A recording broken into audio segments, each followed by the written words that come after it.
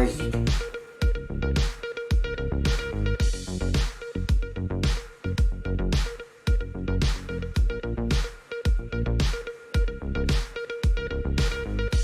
Я эту светлую идею хочу осуществить у себя на родине, в Якутии. И тут действие перемещается в Санкт-Петербург.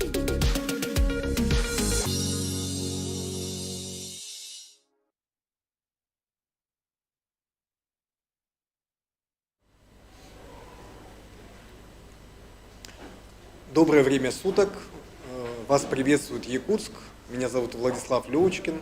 И я люблю литературу, как любите ее вы. Сегодня мы начинаем новый проект.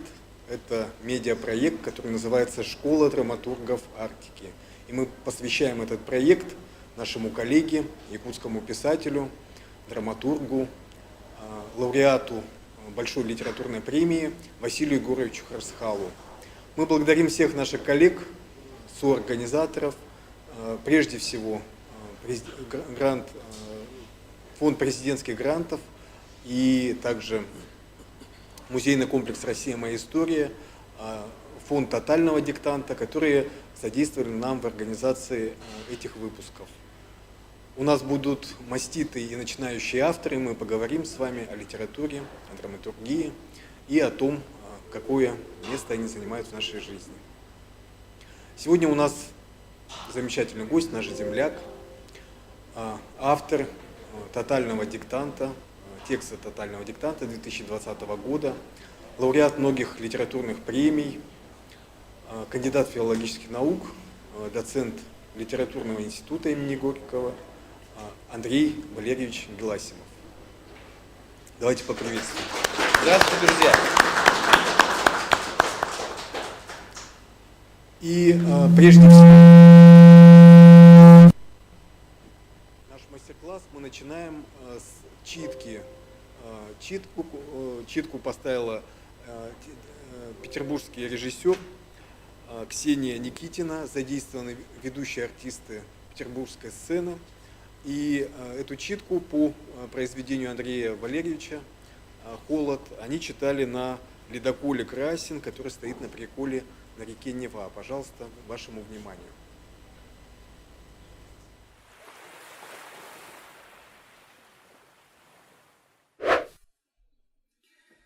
Филиппов смотрел на мелькавшие за окном в тумане хлипкие елочки, на безликие складские служебные постройки, припавшие тут и там к промерзшей земле, на отчужденную от обычных человеческих нужд и затей скучную территорию позади аэропорта и на серое небо, которое дышало таким безграничным и таким окончательным равнодушием, что даже у Филиппова, не без основания считавшего себя чемпионом в этой дисциплине, холодело где-то между лопаток и перехватывало дух. Он смотрел на все это и старался не слушать болтовню Павлика, вещавшего о температурных рекордах, о ценах на отопительные приборы и о чем-то бесконечном еще.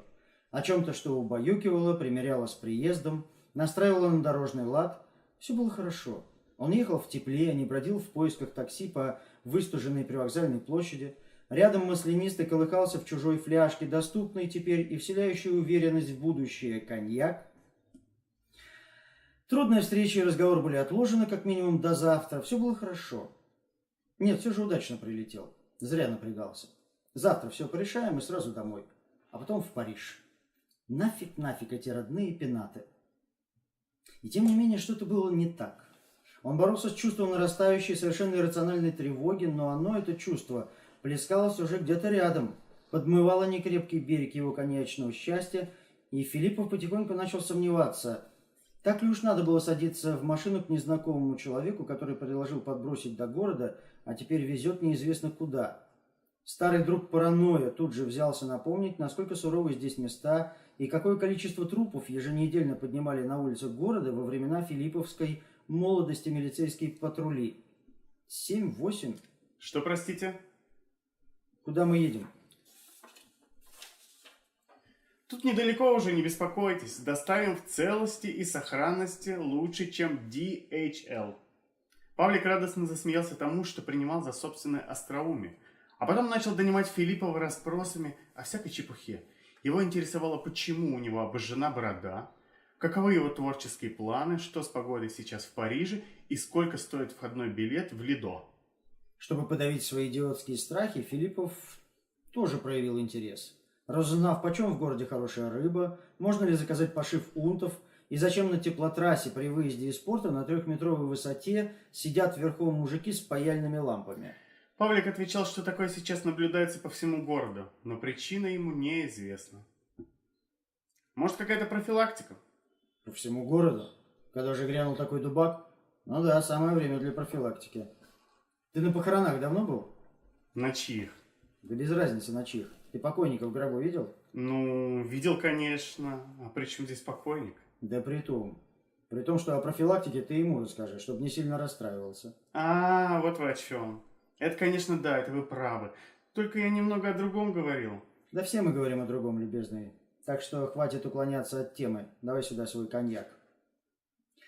Когда подъехали к переправе, Филиппову снова было хорошо. Ему даже показалось, что неимоверная толща серой ваты над головой слегка прохудилась, и сюда, к ним на дно, пробилось немного солнца. Однако светлее стало не из-за этого. На реке туман, очевидно, сдувало, и как только машина, подпрыгнув на гигантском ухабе, выскочила на лед, видимость во все стороны значительно увеличилась. Эй, подожди, я думал, мы только до переправы. Ты на другую сторону, что ли, намылился? Да тут совсем близко. Перескочим в 2 счета, а там прям на берегу. Какие 2 счета? Где этот берег? Его даже не вижу. Да сейчас вот остров объедем и сразу увидите. Ну или после 2-го острова. Там, возможно, опять туман будет. Да какие острова, любезный? Ты куда меня тащишь? Недолго совсем, я вас уверяю. Филиппов припомнил, как подлетал к родному городу лет 20 назад, возвращаясь из Владивостока. И крохотная тень огромного Ил-62 целую вечность, как ему показалось, плыла посреди сонма барж, пароходов и катеров. Если магистральный авиалайнер так долго пересекал эту реку, то сколько времени уйдет у глупого внедорожника? Да еще с учетом всяких торосов, объездов и островов. Давай обратно, ты задолбал. Мне в гостиницу надо, у меня встреча. Насчет встречи он, конечно, соврал, но на Павлика даже это не произвело ни малейшего впечатления. Я не могу. Мне обязательно надо. Никто вас, в конце концов, силой в машину не сажал.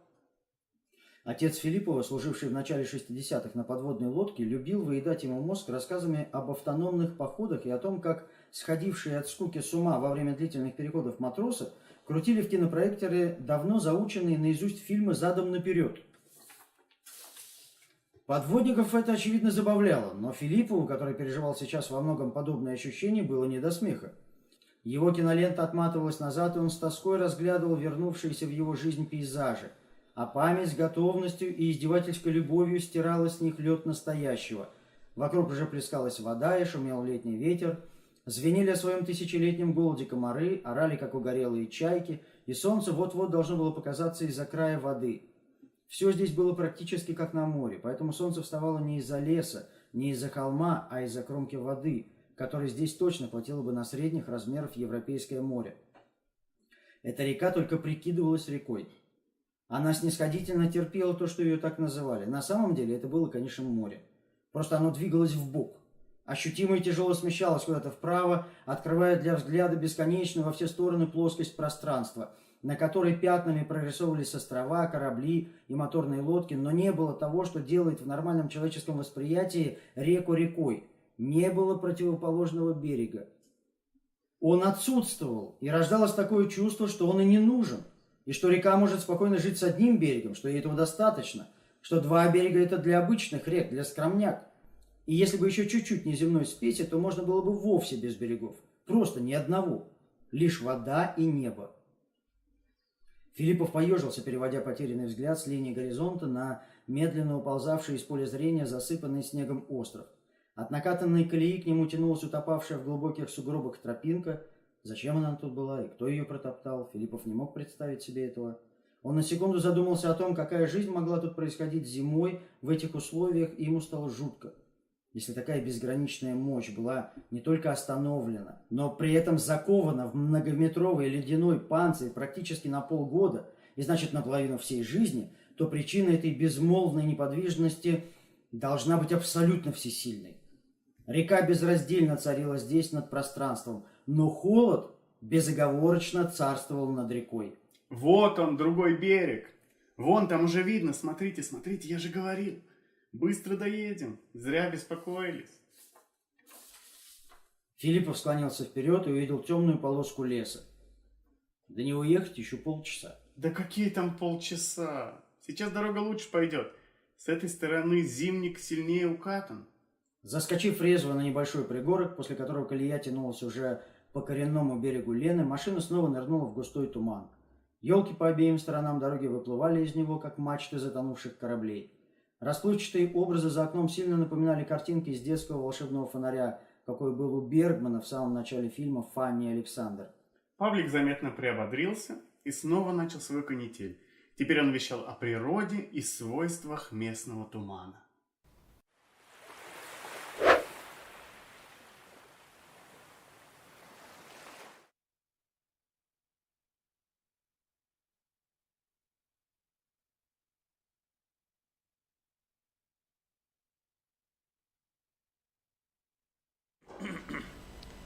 Так, ну что ж, мы надеемся, что все увидели читку и, наверное, услышим вопросы именно о том, ну вот почему был выбран этот фрагмент текста, насколько он характерен вообще для произведений.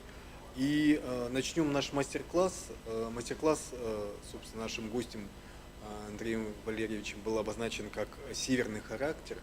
А вот, собственно, давайте размышляем, что это такое северный характер, как вы его понимаете. Начнем, да? Мы не будем пока обсуждать читку.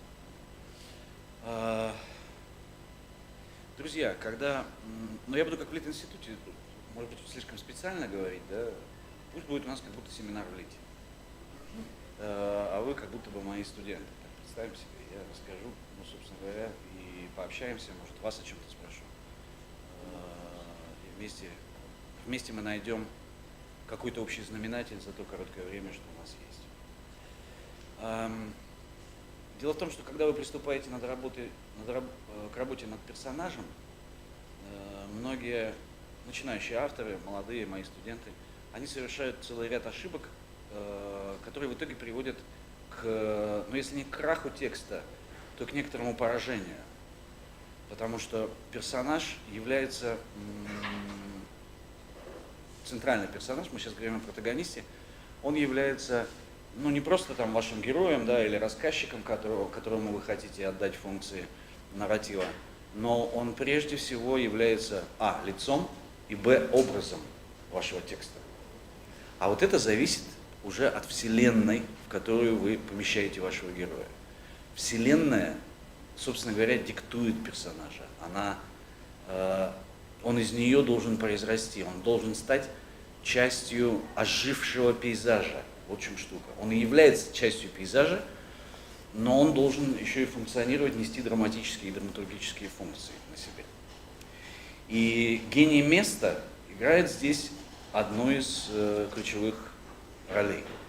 То есть где живет ваш персонаж, в какой вселенной он функционирует.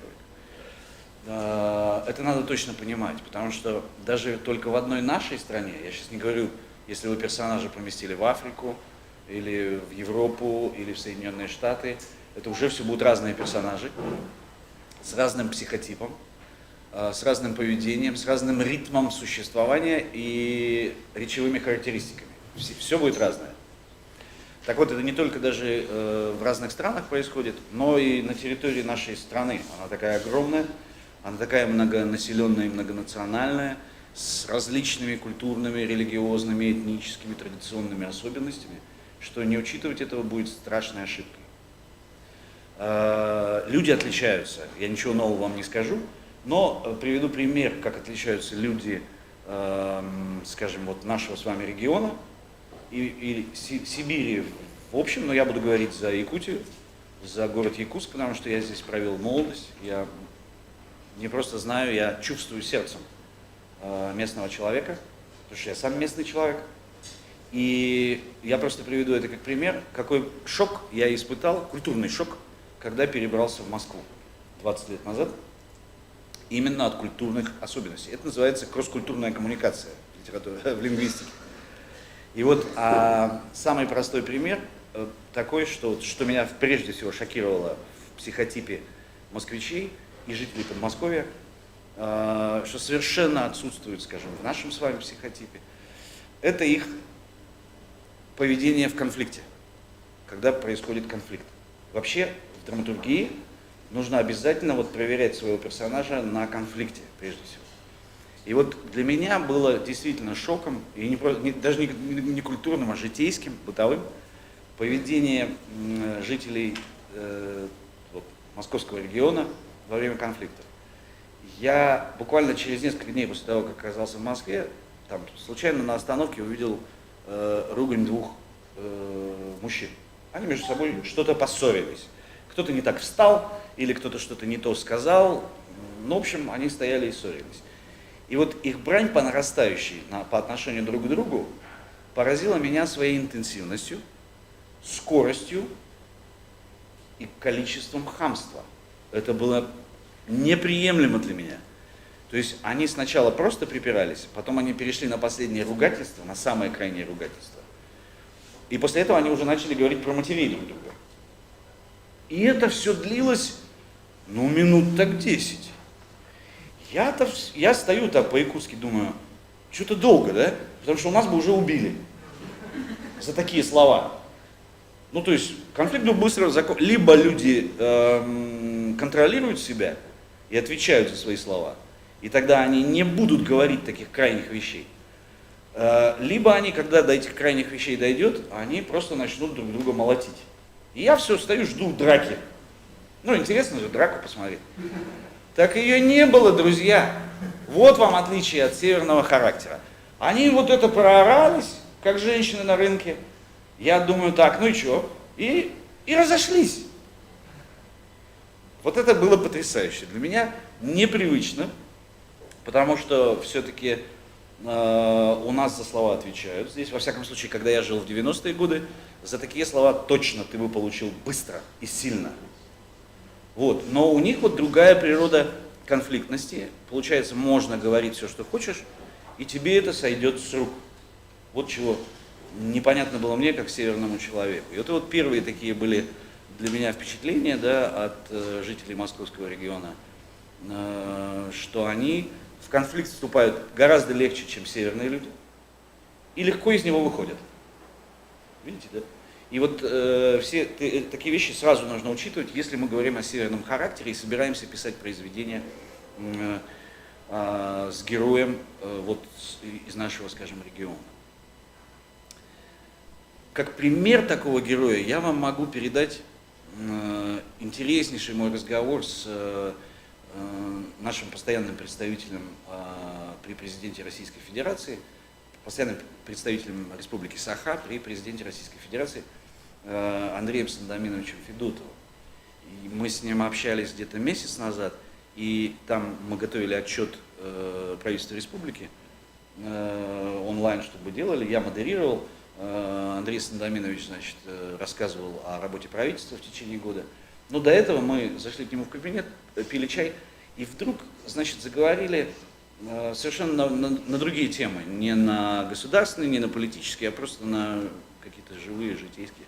И он вдруг мне рассказал про своего родственника дальнего, который уже, к сожалению, умер, из Якутии, из республики Саха, который жил где-то даже вот не то, что не в Якутске, а он жил даже не в райцентре, а гораздо более, вернее, в менее населенных местах. Он занимался выпасом коней. Вот у него есть табун, и он целый год за этим табуном присматривает. И мне Андрей Сандомирович говорит, вы знаете, я, говорит, к нему приезжал несколько раз, и он мне в какой-то момент показал тетрадку. Внимание, приготовьтесь, тетрадку. И в этой тетрадке карта звездного неба, которую он долгие годы рисовал сам. Звездного неба. Но не просто карта звездного неба, а он каждый год отмечал положение тех или иных звезд в разных, как они перемещаются, да, в течение года. И вот в феврале они вот так, в марте так и так. Далее он говорит, он не знал названия астрономических этих небесных объектов. Он дал им свои названия. Свои, хозяйские. Ну, это там называют тигр, там еще какой-то, это олень, все эти звезды.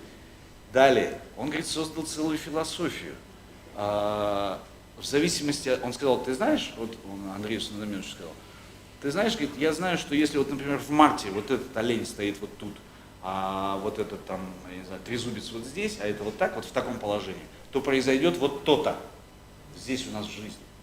А если они поменяют, если они по-другому стоят в марте, то будет вот так. Ну там засуха или непогода, или там лошади начнут активно размножаться. В общем, он говорит, я заметил, я вот 20-30 лет наблюдаю, и есть, говорит, твердая закономерность, связь движения небесных объектов с происходящими событиями здесь, в его небогатой на события жизни.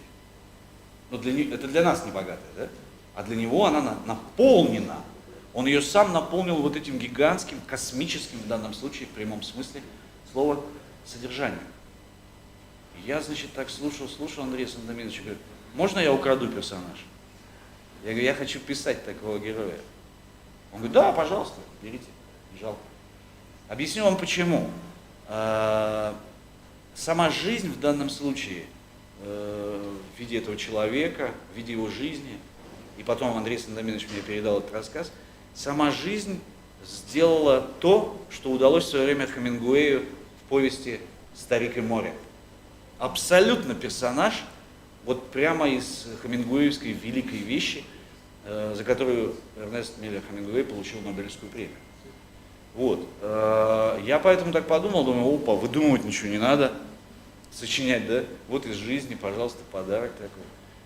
Вот это вот характерная корреляция человека с миром, да, с природой, и еще и творчество в этом пространстве, потому что он создает свою вселенную, да, он называет звезды, он замечает их взаимодействие с земными происшествиями.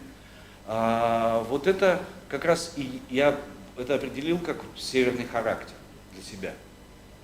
То есть неторопливое течение жизни, в котором вы можете не думать о суетных вещах, о хлебе насущном, потому что вы его зарабатываете своими руками. Да? Он сколько наработал, столько и съел. Сколько Бог послал, столько и будет на столе. И он не суетится. Он, обратите внимание, совершенно лишен категории поиска успеха. Нету. Точно так же, как его нету у персонажей вот этого старика Сантьяго из повести Хемингуэя. Единственная задача у старика Сантьяго, если помните, дотащить рыбу до дома, большого вот этого тунца. Или марлин там был, да, я не помню сейчас. Марлин, очевидно. Огромная рыба, которая размером больше лодки. Он не может ее втащить в лодку, потому что просто вес большой. И значит, он ее прицепляет и начинает буксировать, если вы помните у Хемингуэя. И дальше Хемингуэй блестяще придумывает вот этот жесткий конфликт, когда на запах крови этого марлина приходят акулы. И в итоге он привозит, если помните, да, на берег только остатки этой рыбы, максимум голову. Но дальше происходит удивительная вещь. Он утром снова он ложится спать в состоянии полного поражения, да? Его миссия провалилась. Но утром он встает и снова садится в лодку. Вот это несгибаемость человека, который является частью стихии, он ей не противостоит. Он такая же часть стихии, как эта рыба, как эти акулы, как этот океан. Там единственный искусственный предмет – это лодка. Вот единственный. Все остальное является частью Вселенной. И вот, как мне показалось, и после рассказа Андрея Сандомировича, что вот это персонаж, пожалуй, наиболее точно передающий такое, не знаю, стихийное существование всех вот этих гигантских пространств. Человек перед лицом космоса, перед лицом гигантских, да, открытых вот этих пространств, где, собственно говоря, жизнь и смерть даже не имеют значения. Потому что здесь миллионами лет что-то рождалось, что-то умирает все время. И это и есть жизнь. И вот человек, который живет всего небольшой промежуток, 60, 70, 80 лет, у него вот хватает мудрости, вот эта стихия его перелопачивает, она его переплавляет, как в тигеле, и делает его частью себя. Как я вначале сказал, собственно говоря, частью пейзажа. Вот так мне кажется, нужно работать с персонажем, понимая, что вселенная диктует его. Если вы попытаетесь какими-то волевыми усилиями авторскими сами придумать, ну вот характер, да, у него такой характер или такой, то, скорее всего, вы ошибетесь. Потому что надо сначала посмотреть на пространство, в котором вписан ваш герой. На ритм этого пространства, на его правила. Вот что штука. Это очень важно. В принципе, если вы планируете писать вот такой северные истории, да, с северным персонажем, то есть не только Хемингуэй, есть конкретно северный писатель. Ну и понятно, что и в Якутске есть, якутская замечательная литература. Но есть у нас у всех в юности, мы все читали Джека Лондона. Вот он, особенно в тех рассказах, которые посвящены Клондайку, да, золотой лихорадке, он в некоторых вещах уловил вот этот северный характер, но у него больше он в противостоянии. Смотрите, персонаж, который рассказан нашим постпредом, не противостоит миру. У Джека Лондона он все время борется, сражается. Это связано с тем, что Джек Лондон не является жителем Аляски. Он приехал туда. Он приехал ее покорять, завоевывать. И от этого такой персонаж тоже возможен. Это понаехавшие, что называется. Вот. Они приехали эксплуатировать. Это как в фильме Камерона «Аватар». «Аватар», да, называется? Вот эти приехавшие на эту планету земляне, десантники, которые хотят это дерево уничтожить. Оно им, видите ли, мешает. А местные люди, вот эти голубого цвета, синего, с хвостами, они как раз являются частью пейзажа. Вот. И вот это противостояние Джек Лондон, в общем, здорово уловил, поэтому такой персонаж в северном пейзаже возможен. Это интрудер, вторгшийся персонаж. Да? Он отчасти принимает правила местной игры, но по большой части пришел все-таки здесь что-то добыть. Или погибнуть.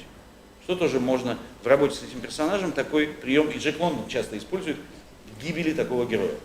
Потому что стихия, с которой он столкнулся, как океан у Хемингуэя, океан нельзя победить.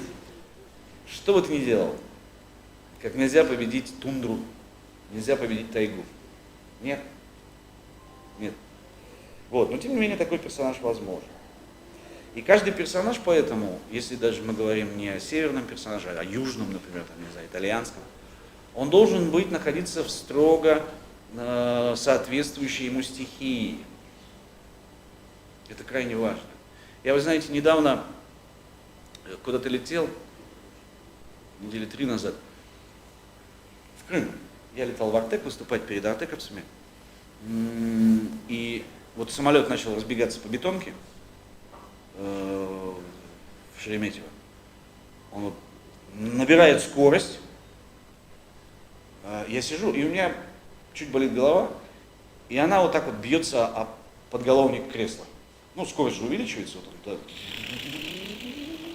И у меня башка вот так вот, и потом шух, эта штука взлетает, и голова замерла. Раз, и тишина. И вот в этот момент я понял, самолеты живут в небе. Вот в этот момент он оказался в своей стихии, понимаете? И наступила гармония взаимодействия самолета, меня, неба. Мы в воздухе. И все. Дальше уже аккуратно. И голова не болит. А пока он по бетонке, пока он на земле, вот это он находится в другой стихии. Вот так же и ваш персонаж. Если он окажется не в правильной стихии, будет голова колотиться о подголовник. Понятно? То есть обязательно нужно оказаться там, где для чего ты создан, как самолет. Ну, чтобы пояснить мысль уже совсем окончательно, я вам могу сказать, что вот даже представьте себе классическую литературу, любую, не северную, там, Федора Михайловича Достоевского, и мы не можем представить персонажа Раскольникова, живущего где-то в другом месте, кроме Санкт-Петербурга, друзья. Он прямо выступил из этих стен, из этих каналов, из этого ветра на Невском, на Лиговском проспекте, из улицы Гороховой, странной, такой вот с этими домами, да, серыми. Раскольников, вот он весь оттуда. И невозможно представить его где-то в другом месте. Он не будет функционировать. Карлсон живет только на крыше. Вот. Он на крыше и все. Это его тоже стихия. И Астрид Лингрен здесь очень правильно. Почему она и написала в итоге бессмертного персонажа, что он находится в правильном пространстве, в своей стихии. Это однозначно. Дальше, герои, скажем, фильма «Служебный роман», если вы помните его, да, с Андреем Мягковым, Олегом Басилашвили и там Алиса Брунна-Фрейндлих. Вот эти герои могут существовать только в этом странном, дурацком НИИ, или что там это, контора какая-то статистическая, да?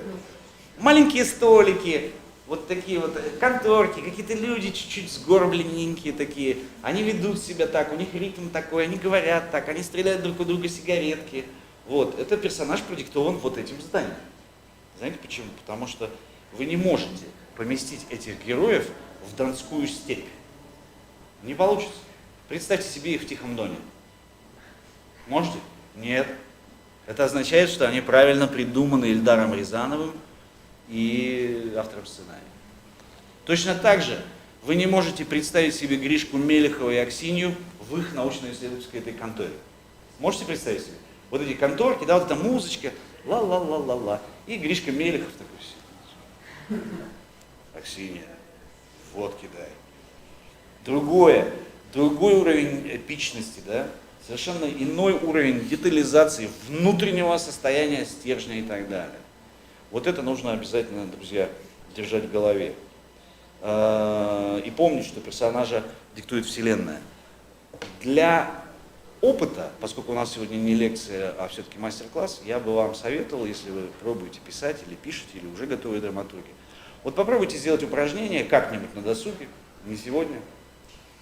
Попробуйте взять персонажа из классического произведения, не обязательно тех, которых я назвал, я не знаю, Дон Кихота возьмите, и поместите его в другое пространство. Вот просто напишите этюд, эскиз.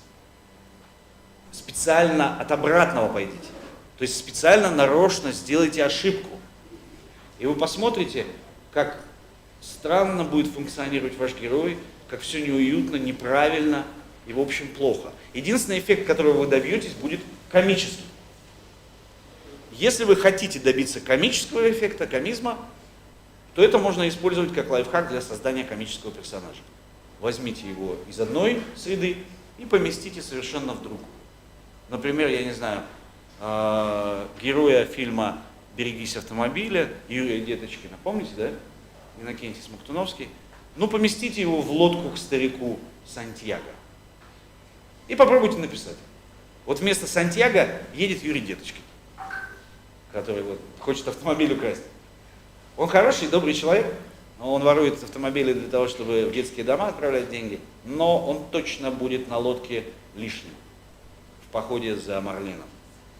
Вот сделайте такое упражнение, а потом вытащите оттуда этого персонажа, когда вы почувствуете эту вселенную уже точно. Либо это действительно тайга северная, либо даже тундра, или это океан, море. И потом вытащите оттуда вот этого дурачка, который там зачем-то непонятно оказался, и поместите туда персонажа, который продиктован уже этой вселенной. Вот этого человека, который пишет «Звездное небо». И вы увидите, что не только персонаж у вас правильно дышит и чувствует, вы знаете, все конфликты родятся сами.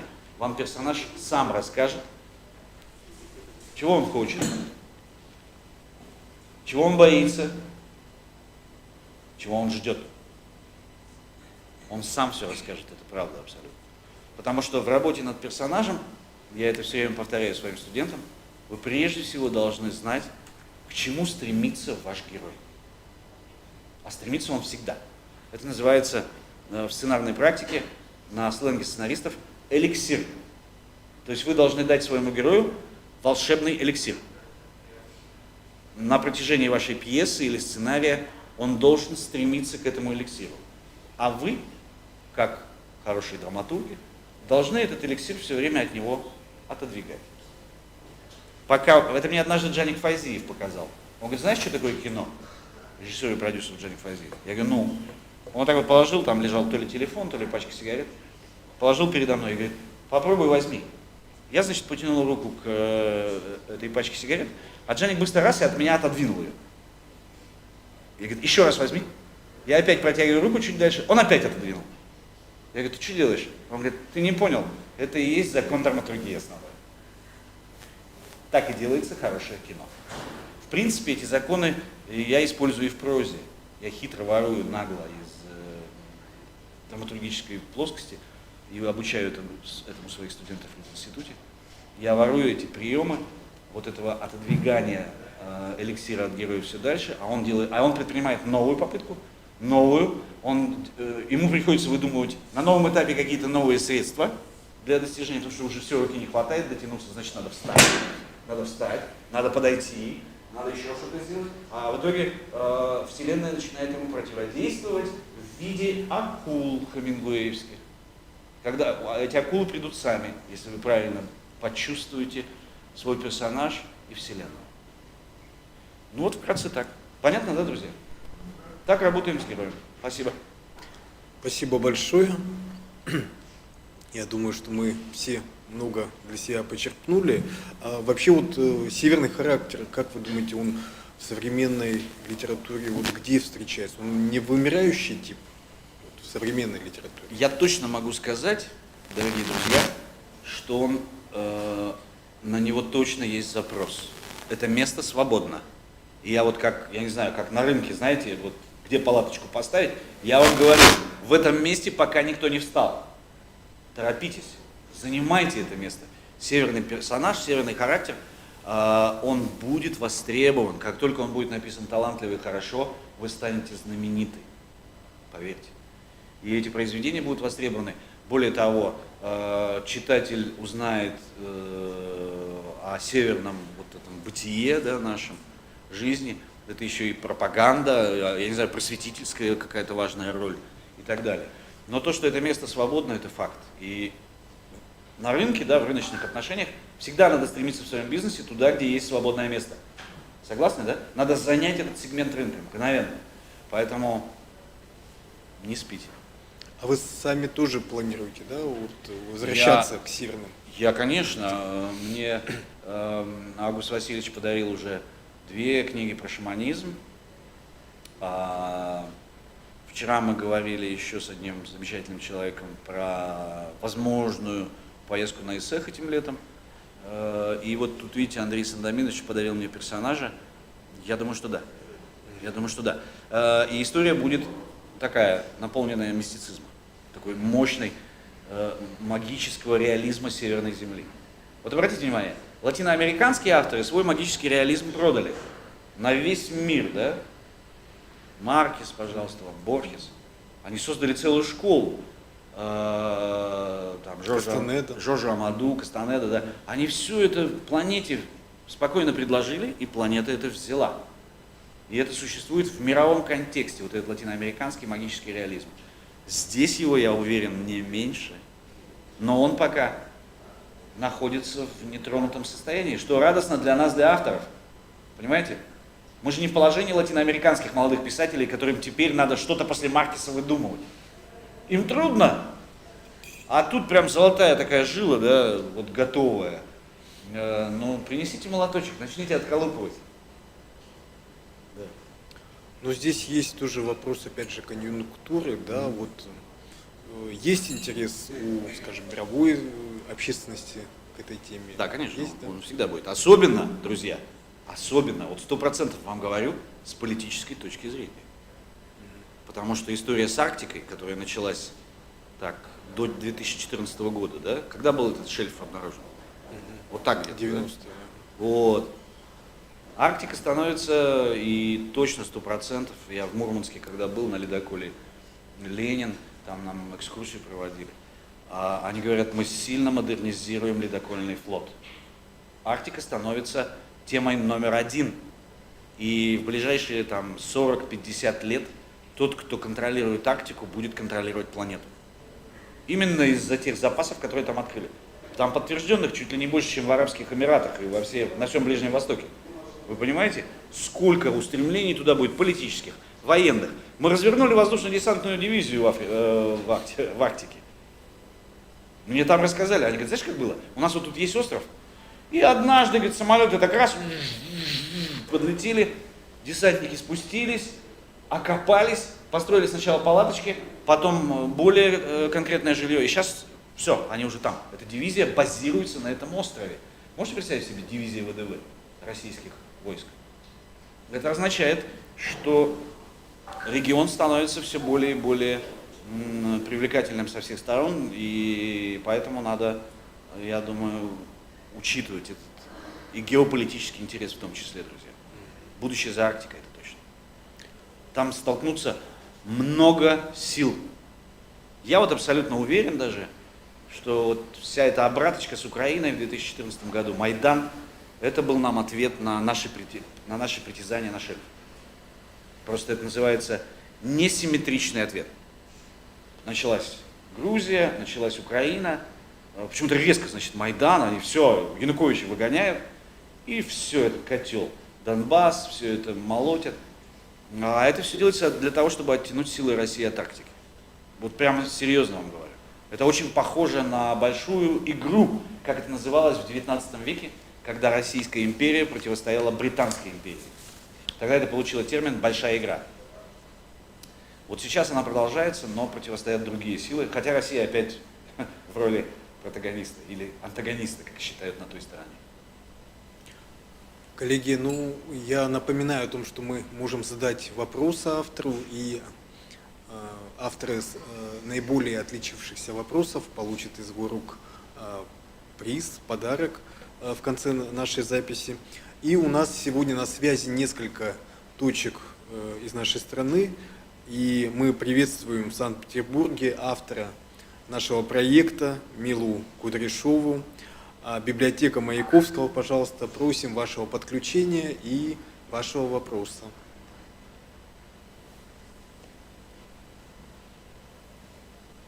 Добрый вечер, Якутск. Вас утро. У нас сегодня замечательная встреча северо-востока и северо-запада. Я напомню, что сейчас нашу трансляцию смотрит еще Архангельск, Севастополь, Находка и много других городов. Но сегодня мы приветствуем на первом нашем мастер-классе в Санкт-Петербурге, в филиале библиотеки Маяковского. И я хочу передать слово нашей хозяйке Юлии Абрамовой. Добрый день, доброе утро, уважаемые друзья. Мы тоже рады приветствовать, даже так далеко, Якутск. Потрясающе, что так много людей пришло, очень много молодежи, которая интересуется современной драматургией, интересуется современными авторами.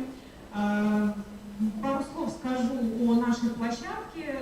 Мы представляем отдел Центральной городской публичной библиотеки имени Маяковского города Санкт-Петербурга. Наш отдел уже достаточно известен не только в России, но даже за рубежом. К нам приезжают коллеги со всей России, вот из ближнего зарубежья недавно были в гостях.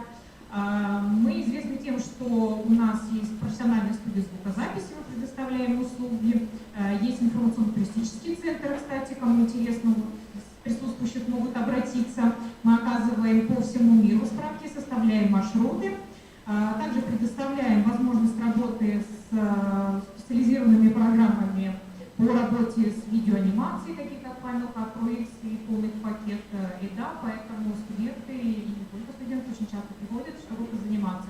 Ну и мы известны как коворкинг-площадка, доступная, свободная, бесплатная, поэтому у нас достаточно большая проходимость в этом плане, хотя площадка не очень большая по размерам, но заполняемая, и вот сегодня тоже мы убеждаемся в этом.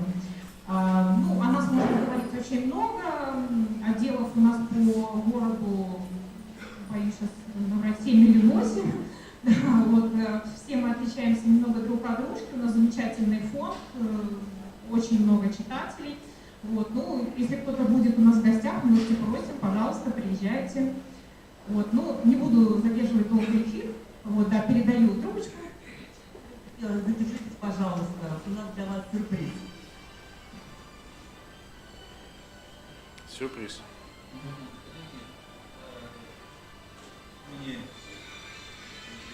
Такая Якутия. Вы разрешите данной площадке подарить, ну, что такое для библиотеки подарок? Конечно же, лучший подарок – это книга. Поэтому разрешите, как дань признания, подарить вам два таких труда. Здесь и туризм, и наступающая 9 мая победа, и наши достижения республиканские. Все, что мы сделали на благо развития республики и России. Храните у себя, пусть люди читают. Ну и организаторам конференции удачи, Андрей Валерьевич. Мы всегда с вами. Юрий Николаевич. Забыла представить. Спасибо большое. Юрий Кравцов, постоянное представительство Республики Саха-Якутия в Санкт-Петербурге. И сейчас я передаю микрофон нашим партнерам, комитету Санкт-Петербурга по делам Арктики, Оксана Курбак. Здравствуйте, здравствуйте, уважаемые коллеги. Я представляю отдел развития культурных связей с регионами арктической зоны Комитета по делам Арктики. И несмотря на то, что Санкт-Петербург не арктический регион, но у нас много и культурных возможностей в отношении развития Арктики, наверное, как культурного кластера. У нас в городе есть много музеев, которые посвящены и полярным открытиям, и искусству Арктики. У нас есть Институт народов Севера и многие-многие другие вот хабы, которые призваны, наверное, как-то аккумулировать и развивать то, что, собственно, сейчас уже все чаще и чаще называют арктической культурой. Я вчера прилетела из Нарьян-Мара, я первый раз была в Арктике, и могу сказать, что, конечно, северный человек – это действительно особенный тип. И это исключительно симпатичный человек, который предан своему делу, который обладает определенным спокойствием, романтикой. И, безусловно, этот тип персонажей необходимо продвигать, как верно сказал Андрей Валерьевич, для того, чтобы наша Арктика была привлекательной, и для того, чтобы этот феномен арктической культуры, он, может быть, был действительно более ярко выражен и понятен людям. Я рассказала в Нарьян-Маре о проекте школы драматургов Арктики, и они очень заинтересовались. И действительно есть потребность публикации местных авторов, и есть какой-то запрос на то, чтобы литературное творчество северное развивалось. И, если позволите, небольшой вопрос, Андрей Валерьевич. Да. Что нужно сделать для того, чтобы, может быть, как можно больше авторов выходило на федеральный уровень, или, может быть, как-то на местный? Потому что вот якутское кино сейчас обретает бешеную популярность. И не побоюсь даже этого слова, в Санкт-Петербурге мы смотрим и на площадках фестивальных, в том числе это кино. Литература якутских авторов очень популярна. А вот что нужно делать другим регионам, может быть, в этом направлении? Спасибо. Другим регионам я бы советовал, прежде всего, воспользоваться готовым уже действительно замечательным опытом Республики Саха, где феномен кинематографа состоит не только в эстетическом каком-то прорыве, да, для мирового кино, но и прежде всего в самой системе, и финансовой системе в том числе, потому что якутский кинематограф самоокупаем. Он реально приносит деньги своим создателям.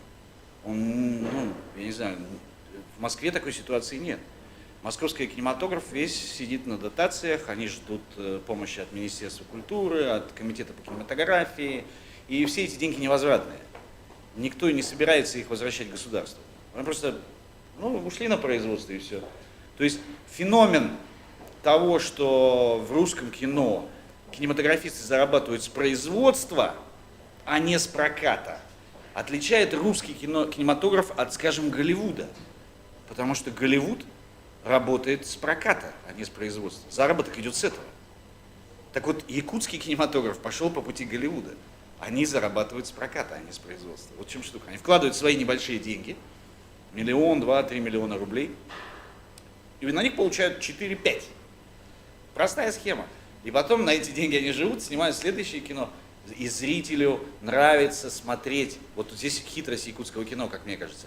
Зрителю важно, что с экрана говорят о его проблемах, о проблемах именно этого региона, этого народа. говорят на его языке, это, я думаю, ключевое здесь дело. И говорят об этих людях, которые зрителю известны вот не понаслышке, он живет с этими людьми, но их ставят в хорошие драматические обстоятельства. Талантливые очень люди, которые, конечно же, из воздуха не возникли. В Республике Саха давным-давно шла такая мощная подготовительная работа в виде, я не знаю, существования Саха-театра, да, весь 20 век, и наработки колоссальной традиции, прежде всего, и актерской, и режиссерской, в которой тоже, конечно, большую роль сыграла и московская школа, потому что изначально актеров для Саха-театра готовили, по-моему, в Щукинском училище, или в Щепке. В Щепке, да, они вот при Вахтанговском театре.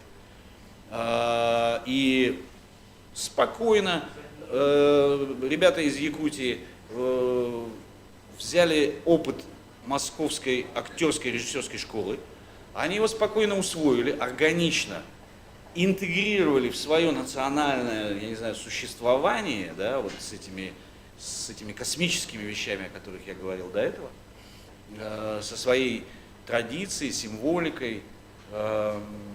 И вот соединение европейской школы русского психологического театра и колоссального эпического самосознания народа Саха, это соединение в итоге дало результат театр Саха, Саха-театр.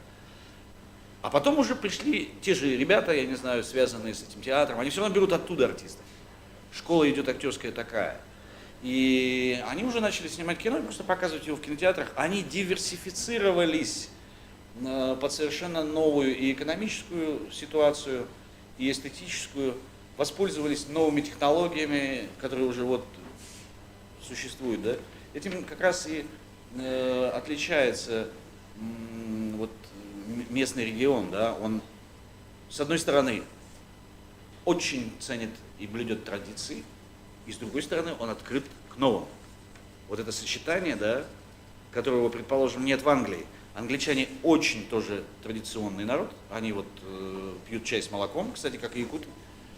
И для них чай с молоком, для англичан, это вот нормальный чай. Потому что чай без молока они называют Russian tea, русский чай. Чай без молока с лимоном. Это у них такое повелось после фильма «Доктор Живаго». Я встретил очень много женщин в Англии, встречал, пока там жил, которых звали Лара. Много. Я говорю, там, и женщины примерно одного возраста. Как раз они родились в тот момент, когда был этот бум вокруг фильма «Доктор Живаго». И там в этом фильме «Доктор Живаго», если вы видели его в голливудском, там все пьют чай с лимоном, помешивая ложечкой. И вот они с тех пор, британцы, всех девочек Ларами называют, вернее, назвали то поколение, а чай этот называется у них русский чай.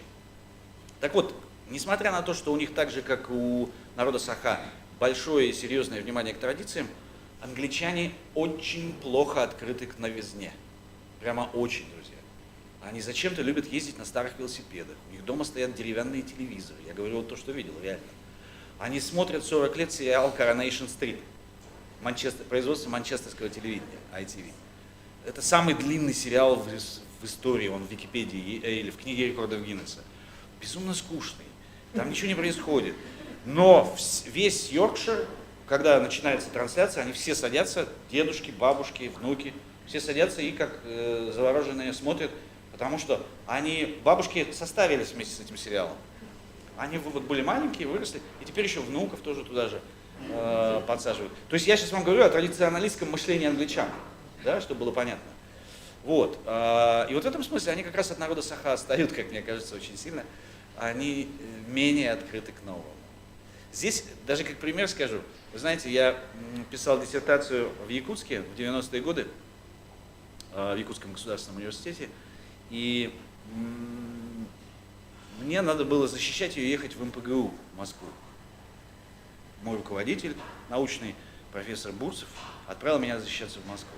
И я приехал в МПГУ, который на Фрунзенской станции метро стоит, имени Ленина назывался он.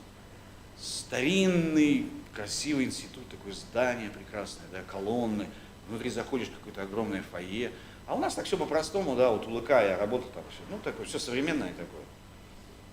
И, значит, Я приехал, и они мне говорят, там у тебя вот не так оформлены вот эти края, там, диссертации, в общем, неважно, какие-то технические помарки. Они говорят, надо все перепечатать быстро.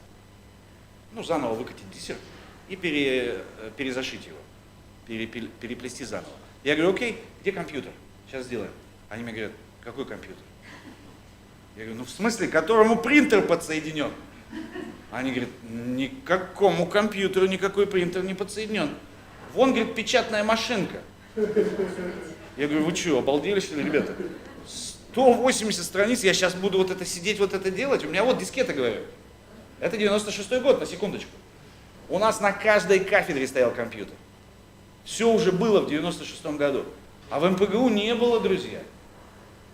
Я сейчас говорю вам именно об открытости и об интересе вот, нашего северного человека к новому. Ему интересно все. О, что это у тебя? Ну-ка, дай-ка посмотреть.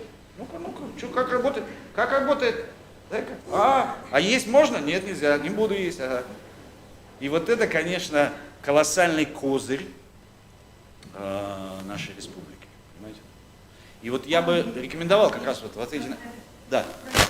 Долго говорю, извините, все, замолкаю.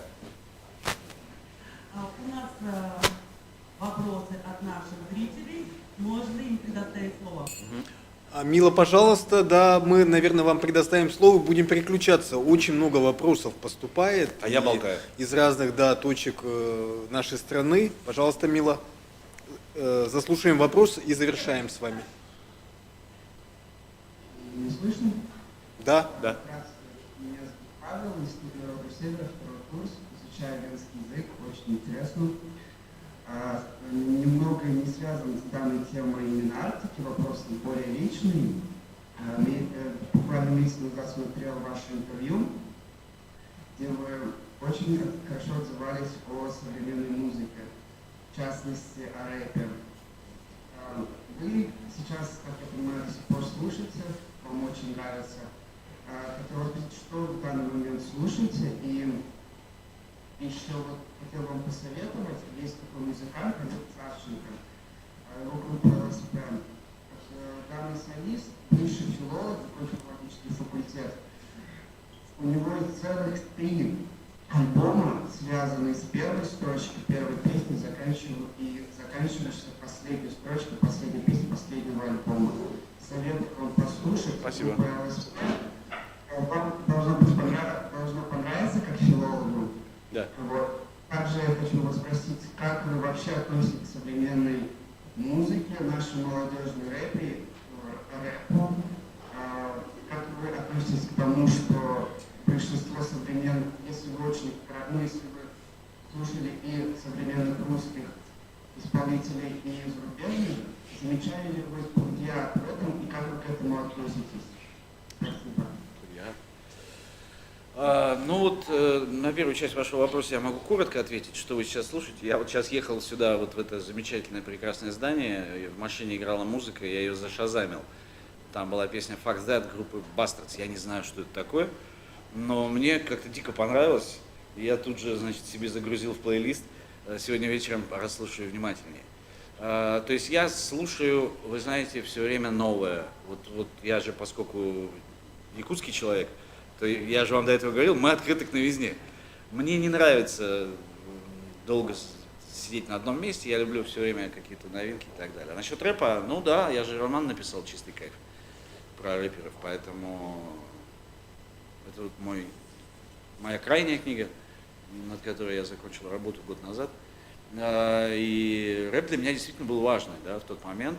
Я сейчас меньше, понятно, слушаю, тогда я просто не вылазил из Газгольдера, из клуба. Я там дневал и ночевал. Вот.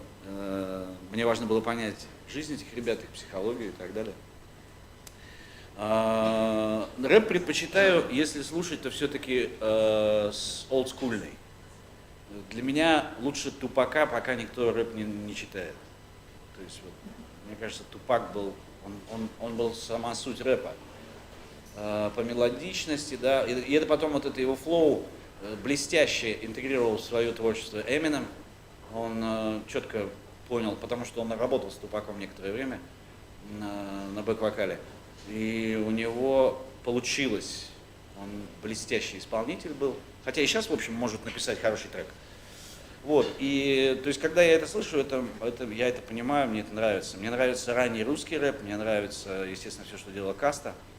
Ранний Баста мне очень заходит, даже больше, наверное, Нагана, потому что там юмора больше.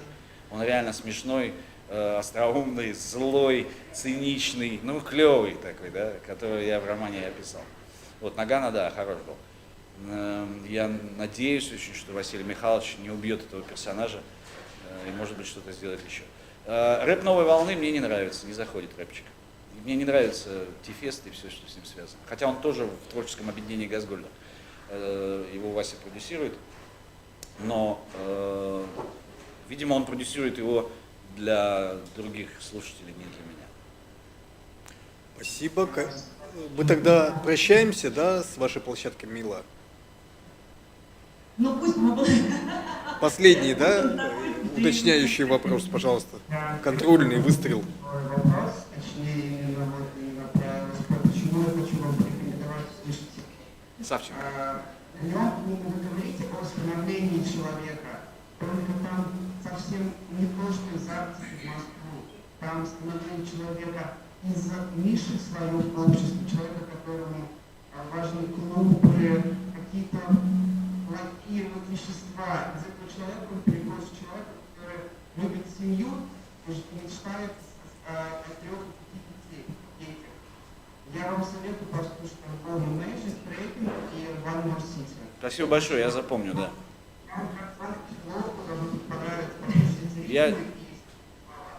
Павел, спасибо большое. Нам надо отдавать эфир Якутску. Мы с вами. Спасибо, коллеги. У нас поступили вопросы, и вообще вот вся наша беседа, это все будет размещаться в Ютубе. Коллеги, сейчас аудиторию прошу еще чуть-чуть подождать. Вопрос из Петергофа. Планируется ли экранизация «Холода» или других произведений? Ну вот «Чистый кайф», я передал права на «Чистый кайф» не так давно. Сейчас я в процессе переговоров, мне вот только что прислали договор на передачу прав на «Степные боги». Я надеюсь, будет хорошее кино. Я очень хочу и «Чистый кайф», и «Степные боги». А «Холод»? «Холод» там сложнее, потому что права были переданы давно на этот роман в компанию, которая потом перестала существовать. Права застряли. Во всяком случае, они застряли на русский язык. Если «Холод» перевести на якутский и потом экранизировать на якутском языке, мы обходим эту юридическую проблему. Да, у нас есть деятели кино в этой аудитории. Я буду счастлив, если это будет именно якутский фильм. Буду счастлив. Потому что мы поедем и Оскар хапнем. Поверьте, поверьте. Коллеги, у нас есть еще одно подключение. Это город Нюрба, Республика Саха-Якутия, Нюрбинский театр. Пожалуйста, Мария, мы вас слушаем. Здравствуйте, уважаемые организаторы, участники школы драматургов Арктики. Рада приветствовать вас от имени коллектива Нюрбинского государственного передвижного драматического театра. И очень рада, что участвовала в конкурсе вопросов и сегодня участвую в мастер-классе. Ну, наш театр в этом сейчас работает 55-й сезон. Конечно, за всю историю нашего театра мы сотрудничали со многими писателями. Из современных драматургов, например, мы ставили произведения из российских драматургов, пьесу Ольги Погодиной, а из наших якутских драматургов очень много, ну не очень много, но несколько спектаклей Семена Ермонаева по его произведениям, Ивана Иннокентьева. И как раз сегодня завершились гастроли нашего театра в Намском Русе. И сегодня с 3 часов в Саха-театре был показан спектакль «Мария, солдат Победы». Это тоже современная пьеса. Их пьесу написали заслуженная артистка Республики Саха-Якутия Софья Баранова и заведующая литературной частью Саха-театра Ангела Попова. Как раз сегодня показали вот этот спектакль. И, ну, конечно, наш театр готов сотрудничать с молодыми драматургами. драматургами, которые участвовали вот в школе Арктики и будут в будущем участвовать. Надеемся, что такие проекты будут развивать наше театральное искусство и будут продвигать творчество молодых драматургов вообще, и не только в нашей республике, по всей России и даже во всем мире. У меня вопрос к Андрею Валерьевичу. Да. Два вопроса. Вот первый вопрос. Какие качества должны быть заложены в человеке, чтобы стать писателем или драматургом? И второй вопрос. Какое произведение современных драматургов вы бы хотели увидеть на сцене якутских театров, в том числе нашего Иркутского театра? Спасибо. Но мне было бы интересно посмотреть из современной драматургии. У вас я бы посмотрел, как вот, например, вы сделаете какую-нибудь пьесу Димы Данилова, например. Дмитрий Данилов, недавно у него был фильм «Человек из Подольска», быть может, вы видели его, на Кинотавре был хороший успех. И Данилов идет сейчас очень хорошо, и по России, по-моему, в 30 театрах идут его пьесы, и за границей он уже неплохо идет. Ну, в общем, вот Дмитрия Данилова я бы посмотрел. Хотя фамилия якутская, но он москвич. Вот. Что там был первый вопрос? Первый вопрос. Какие качества? Все, вспомнил. Прежде всего, мне кажется, драматургу, хорошему драматургу, нужно обостренное чувство конфликта. Нужно четко понимать, где интересы антагониста и протагониста пересекаются. Вот тот человек, который это понимает, что и протагонист, и антагонист тянутся к одной цели. Они должны мешать друг другу. Они должны все время быть в клэше, в столкновении. Вот это обязательно для драматурга, потому что тогда пьеса получается, у вас ее купят, если вы правильно все вот это делаете. То есть, итак, обостренное чувство драматического конфликта и наблюдательность за человеческими типами. Надо прямо, вот человек, драматург, должен понимать, какие люди разные. Прям, я не знаю, себе схему составить, систему, да, это относится к такому типу, к такому, к такому. А дальше надо, этот человек должен уметь за счет минимальных средств создать такой характер. Естественно, за счет поступка, потому что в драматургии мы не можем писать прозой.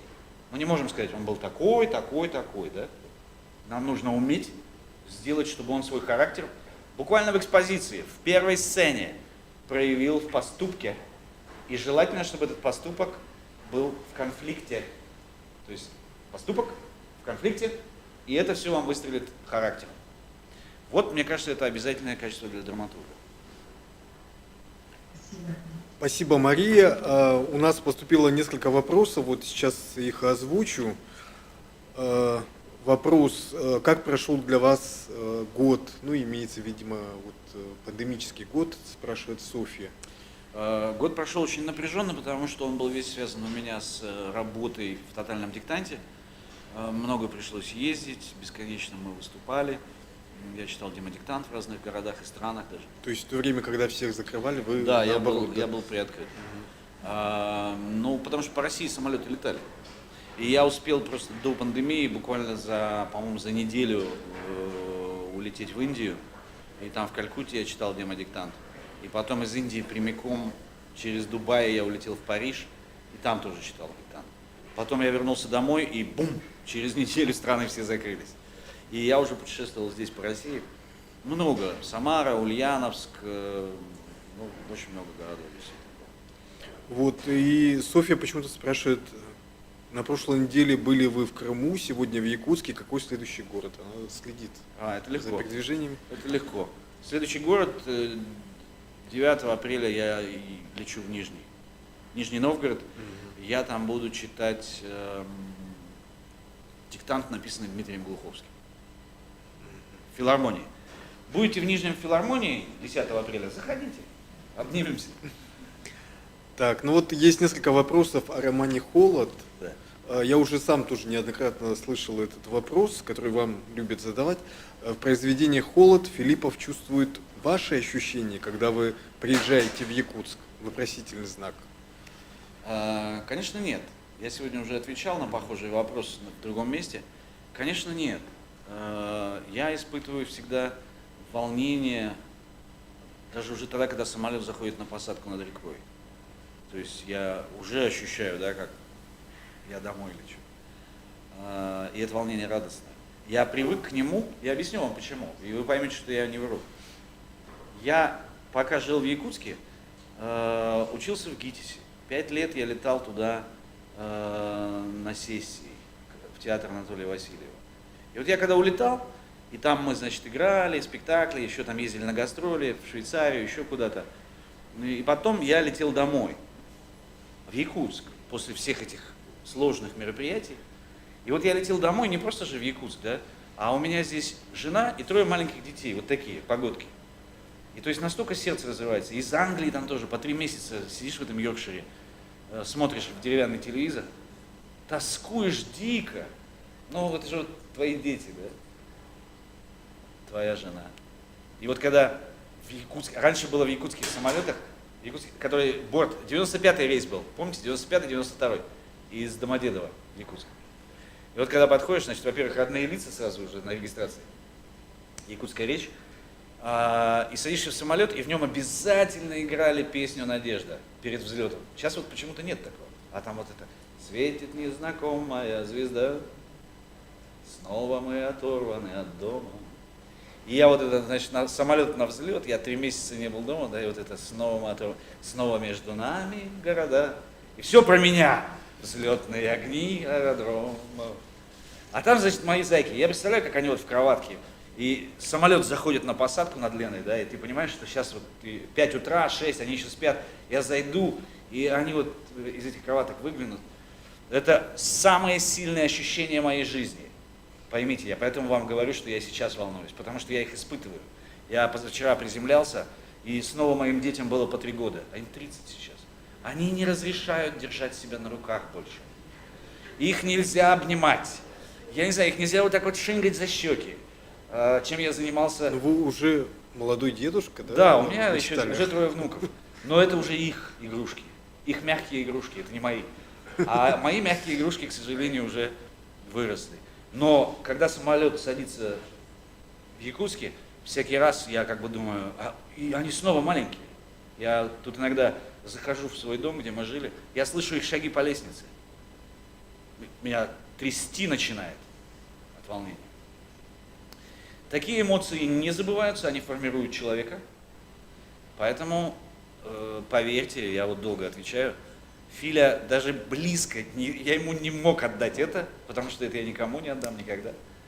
Филя человек плохой, я его намеренно сделал отрицательным персонажем, соединив в нем черты нескольких современных гламурных персонажей из Москвы, режиссеров, поскольку он у меня режиссер. Я знаю очень хорошо театральный мир.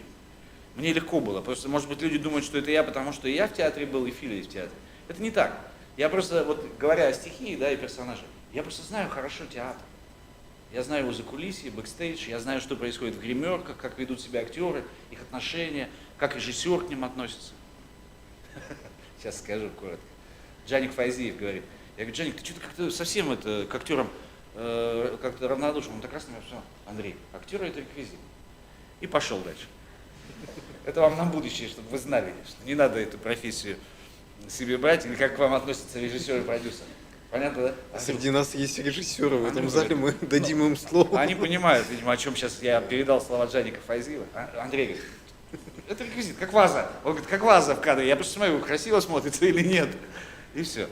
Вот, то есть они для них не люди, конечно, да, со всеми своими переживаниями и так далее. И вот эту вот фразу, да, они реквизит, вот это ощущение отношения режиссера к искусству, к человеку, я, собственно, все Филе отдал. Это не я, ни в коем случае. Я же ушел из театра именно поэтому. Я бросил театр, потому что не хотел, чтобы я стал таким. Я все время хочу прилететь в Якутск и обнять своих 3-летних детей. Я хочу сказать, назад давай время. Но не получается. Ну, это, опять же, извечная борьба, да, сценариста и режиссера, да? Не, у меня-то борьбы особой не было никакой. Нет? Хорошо, еще один вопрос вот про холод, очень такой подробный. Холод имеет четкую географическую привязку. Город Якутск, река Лена, узнаваемые объекты в столице, что в общем-то редко в литературе вообще, в которой чаще всего место действия это просто некое абстрактное место, просто столица, просто провинция. Для чего понадобилось так конкретизировать место действия? Не навредило ли это произведению в целом? Не сократило ли круг читателей, его восприятие как жителями Якутии, так и России? Есть ли желание продолжить переносить героев своих произведений на территории Якутии? Елена Карпова, пожалуйста. Я понял, да. Спасибо за вопрос. Я не очень интересуюсь вопросом сокращения круга читателей. Меня это не касается. После того, как я написал роман и отдал его в печать, он живет своей жизнью. Я живу своей.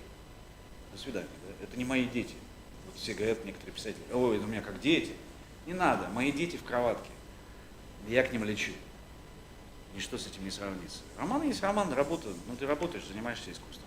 Поэтому там сократился круг читателей, не сократился, мне это не важно. Вот эти топографические объекты, привязанные к конкретным деталям, мне были очень важны. Я даже описал танк, который стоит до сих пор танк, вот там, возле 21-й школы, на Хабарова, да? Стоит. Ну вот и молодец, потому что я в детстве много на этом танке провел времени. И вечеринки там, и курили, сидели, пиво пили. Вот, потому что школа у меня рядом. Там это танк, о который разбивались сердца. Первая любовь, знаете, дамба. Еще 202-го микрорайона не было. И мне важно было эту Т-34 прописать. Филя ее вспоминает. Какие-то свои воспоминания я ему отдал, потому что, ну, это же мой город, я его очень хорошо знаю. Там он прописывается, улица Губина, как мой герой в детстве ходил по ней в школу. Это все-таки моя школа, моя улица Губина. Я уже сегодня или вчера у меня сбилось уже все. Вчера, по-моему, я уже туда сходил. Прогулялся. Я иду по улице Губина, вдруг машина сигналит. Выходит мой старый друг детства. Андрюха, ты чё здесь? И вот так на меня смотрит. Старыми тропами ходишь? Я говорю, ну конечно, старый кот дороги знает. Вот, поэтому эти топонимические детали, да, они были для меня крайне важны. И я даже планирую «Холод» писать заново. Я думаю, что я допишу его, потому что я «Рахиль» переписал прошлым летом. Она вышла в совершенно новом формате. Да, я переписал ее. Я очень сильно убрал много оттуда и много на это место поставил нового. Там целая есть сюжетная линия новая, прям такая фабульная, связанная с основным конфликтом. Вот. И думаю, с «Холодом» я поступлю так же. Я посмотрю, я просто критически посмотрел на «Рахиль», надо посмотреть на «Холод». Может быть, я точно знаю, что я должен увеличить линию поиска ребенка пропавшего, потому что она дает сильный детективный потенциал, там он есть, который даст приключения, да, что Филя будет искать ребенка из замерзшей машины. Куда делся ребенок? Да? Родители погибли в замерзшей машине, а ребенка так никто и не нашел. Но потом я его слишком быстро в романе вернул, потому что у меня были дедлайны, и меня уже Эксмо поджимало, я и так откладывал сроки сдачи. Они говорят, давай быстрее. И я уже, ладно, мальчик вернулся, все. А сейчас, да. А сейчас у меня дедлайнов-то нету. Я потому что сам себе издатель, слава богу. Сяду и спокойно, сколько хочу, в свое удовольствие буду писать. Так, у нас вопросы в зале. Я уже видел, кто-то поднимал руку. Дарья, пожалуйста. И по поводу желающие есть задать вопрос. Хорошо, мы подойдем. Дело в том, что из Санкт-Петербурга отправляют вопросы студенты Института народов Севера. Что, простите? Из Санкт-Петербурга задают вопросы студенты Института народов Севера. Слышу. Очень длинные вопросы, это практически как... Как речь. Да. Значит, задает вопрос Анна Агнисова, студентка первого курса. Как учесть все, даже мелкие детали в большом произведении? Как сделать так, чтобы эти мелкие детали не выбивались из общего плана произведения, чтобы они были связаны с основным сюжетом? Как понять, что большая часть характера героя уже продумана и следует приступить именно к написанию? Вот такой длинный вопрос. Хороший вопрос. Но я пока слушал ваш вопрос. Если что, вы запомнили вопрос? Напомните мне его, пожалуйста. Я просто не договорил на предыдущий вопрос насчет сокращения круга читателей. Дело в том, что «Холод», когда вышел на английском языке в издательстве Amazon, у них это не только платформа для продажи, но у них есть свое издательство, и, насколько вы знаете, кинопроизводство, они теперь производят фильмы и получают Оскары. Так вот, Amazon, когда издал «Холод» на английском языке, он весь первый месяц продаж, это был декабрь 2016 года, весь первый месяц продаж стоял в топе, в пятерке. Месяц. Подо мной были Роулинг и Стивен Кинг. Так что, извините, круг читателей там не был ограничен. И потом мои редактора из Амазона мне писали, они говорили, количество скачиваний просто зашкаливает, думаешь, это победа. Более того, год назад, я вот уже говорил об этом, но еще раз повторю, год назад в Москву прилетела Фани Ардан по своим делам, замечательная французская актриса, 80-х, 90-х, даже 70-х годов, да, она из 70-х, Фани Ардан. И она попросила, мне позвонили из французского института Франции, и она попросила встречи со мной. Мы с ней примерно час в кафе сидели вдвоем, и просто она мне рассказывала, какой неплохой, хороший, по ее словам, роман «Холод» я написал. Его как раз перевели во Франции. И я видел по ее реакции, что она была очень тронута. Ну, человек запросил встречи.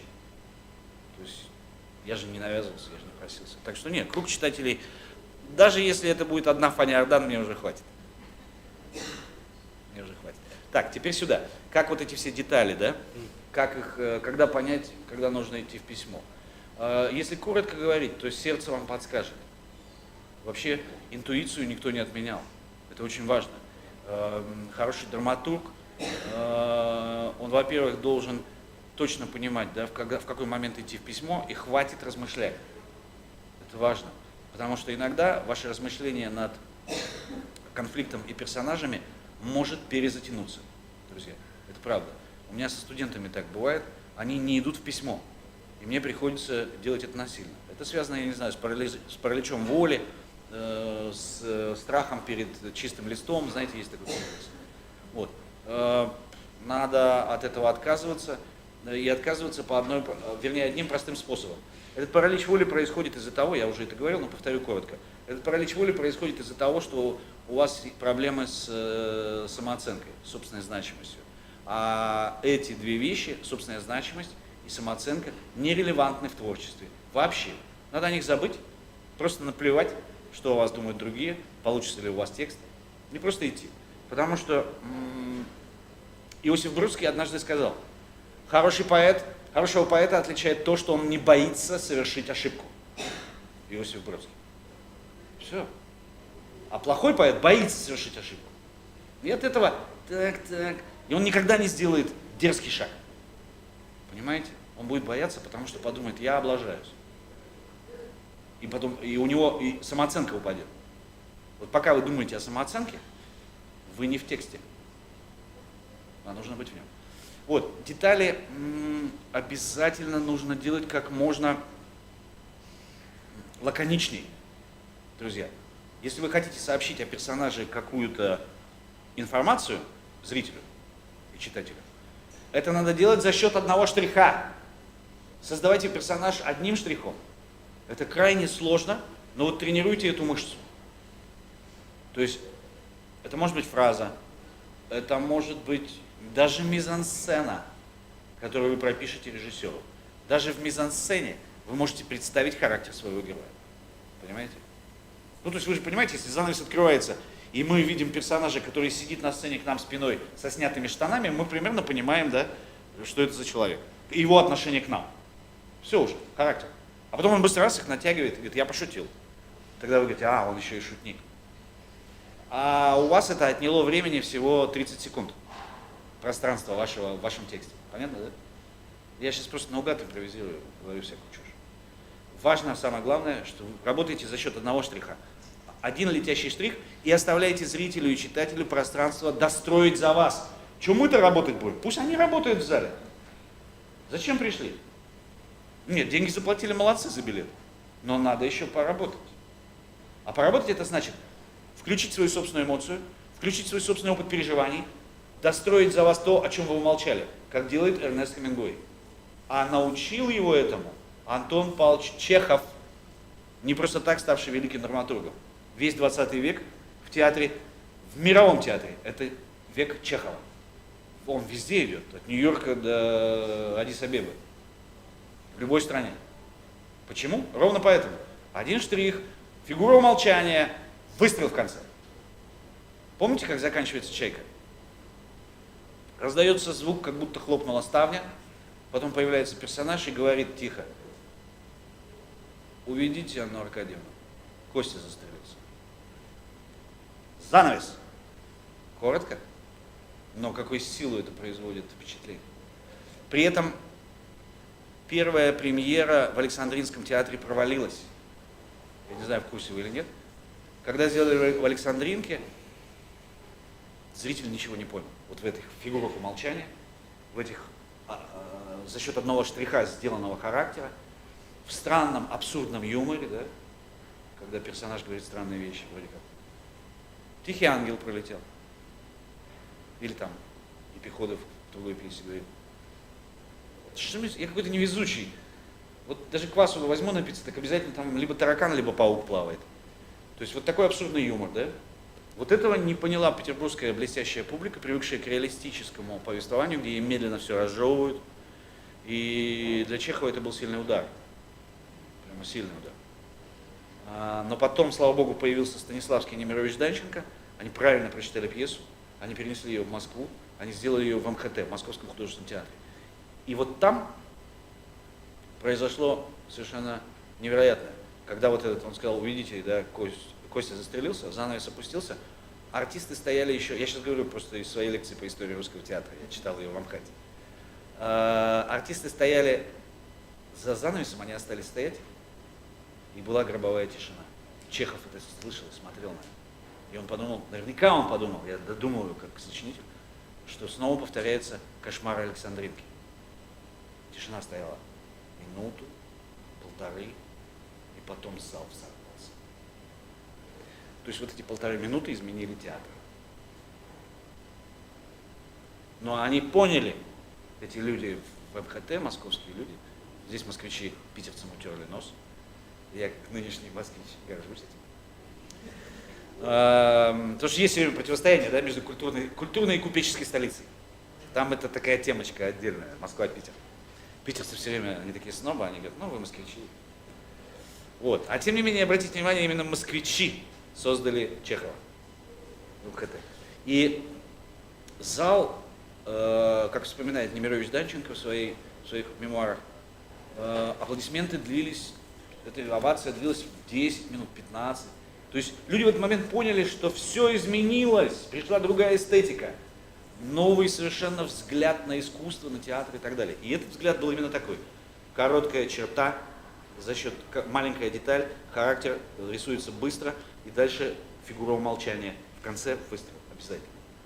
Выстрел без пафоса, патетично, тихо. Уведите ее, пусть застрелится. Почти шепотом. Вот так. Спасибо, пожалуйста, у нас вопрос в зале. Представьтесь. Добрый день.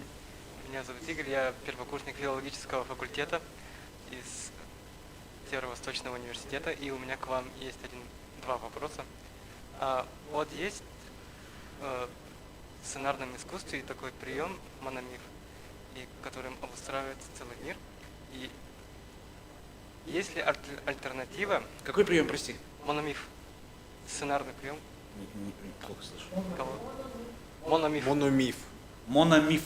Да. Да? Правильно говорю? Да. Я просто не знаю такого. Там есть это определенный прием, который используется для создания персонажей и целого мира. Ага.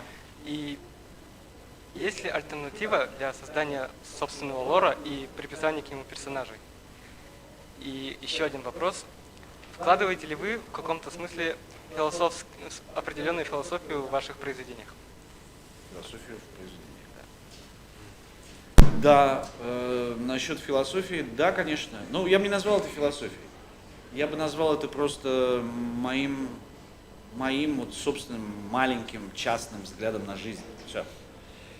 Так как я ее воспринимаю за те годы, что мне отпущены, насколько я своим небольшим умом успею понять жизнь, вот это я и пытаюсь транслировать.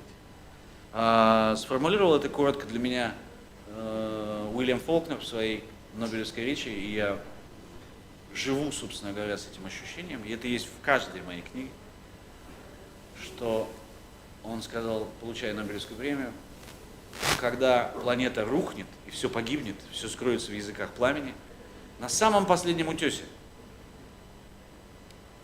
на самой последней скале, оставшейся над лавой раскаленной, будет стоять человек, сказал Фолкнер. И дальше он добавил, человек не просто выстоит, он восторжествует. То есть Фолкнер, видишь, помещает героя в такую, ну все, конечную ситуацию, да? Мир погиб, и явно этот человек сейчас погибнет, скала упадет, но тем не менее он там стоит. Вот что было важно для Уильяма Фолкнера и для меня, когда я ознакомился с его произведениями, в его текстах это всегда чувствуется, вот эта мощь, эта сила. С одной стороны, трагизм существования, ибо смерть неизбежна, и неизбежно страдание, неизбежна боль, обиды, потери, предательство, разбитая жизнь, разбитое сердце. Ну, то есть, you name it, да, называй сколько хочешь. Но при этом, как бы, он говорит, я здесь, я стою, друзья. Вот, и это, ну, вот я так начал, и свою жажду так написал, поэтому мой герой не сдается. И он прощает жизнь за все, что она сделала с ним, и что он в ответ сделал с нею. Он и себя, там задача еще и себя простить за то, что он натворил, когда был на войне. Понимаешь? Вот, поэтому, я не знаю, это не философия, наверное, или философия, друзья. Черт его знает. Хорошо, мы ждем тогда вопросы. Да, есть, продолжают поступать вопросы из Санкт-Петербурга. Давайте мы озвучим, да? Тоже студентка первого курса. Существует ли единый набор качеств для всех народов Севера? Это задает вопрос Дарья Алиева, первый курс, Институт народов Севера. И набор качеств, да? Набор качеств для северных. Для всех народов Севера. А вот это я не знаю, я не все народы Севера знаю. Я знаю только вот республики Саха более-менее, да. Потому что я не знаю там. А вот интересно, кстати, отличаются коренные жители, скажем, Кольского полуострова? Отличаются, да? Вы встречали этих людей? Знакомые есть? Из Норильска. Свои географические особенности, мне кажется. Есть все-таки, да? Вот Камчадала, так. на Камчатке у них вулкан, этого нет. Так. У нас такого опыта нет. Возможно, это тоже Влияет. Я уверен. Гений места, и мы с этого начали сегодняшний мастер-класс, гений места обязательно влияет, конечно, да. То есть люди, родившиеся и выросшие в районе Плата-Путарам, наверное, они действительно по-другому будут, да, ощущать себя, чем жители Республики Саха. Но что-то общее все-таки должно быть, да. Прежде всего, я уверен, это не суетливость, я думаю, она присуща всем северным народам, потому что суетиться себе дороже, да, это знает любой человек на севере. Дальше. Понимание, что надо одеться тепло. Это точно, да, всем. Мне все время говорят, в Москве, я говорю, что так холодно? Мерзну дико, да, там минус 5, все, я замерзаю, а здесь минус 40 нормально. Почему? Значит, они мне все время говорят, слушай, дружище, ну ты же с Якутии приехал, ты что, мерзнешь? Все время, а я, значит, кутаюсь. Я им все время объясняю. Но я говорю, сибиряк, чтобы шире им было понятно. Я говорю, сибиряк не тот, кто не мерзнет, сибиряк тот, кто одевается тепло. Вот, это я думаю, понимание, да, у нас, у северян есть общее. Вот несуетливость, вот это понимание важности тепла. Даже я шучу, конечно, когда про одежду говорю, но именно тепла, как ценности, данной Богом, как валюта просто тепло, понимаете, для нас зимой.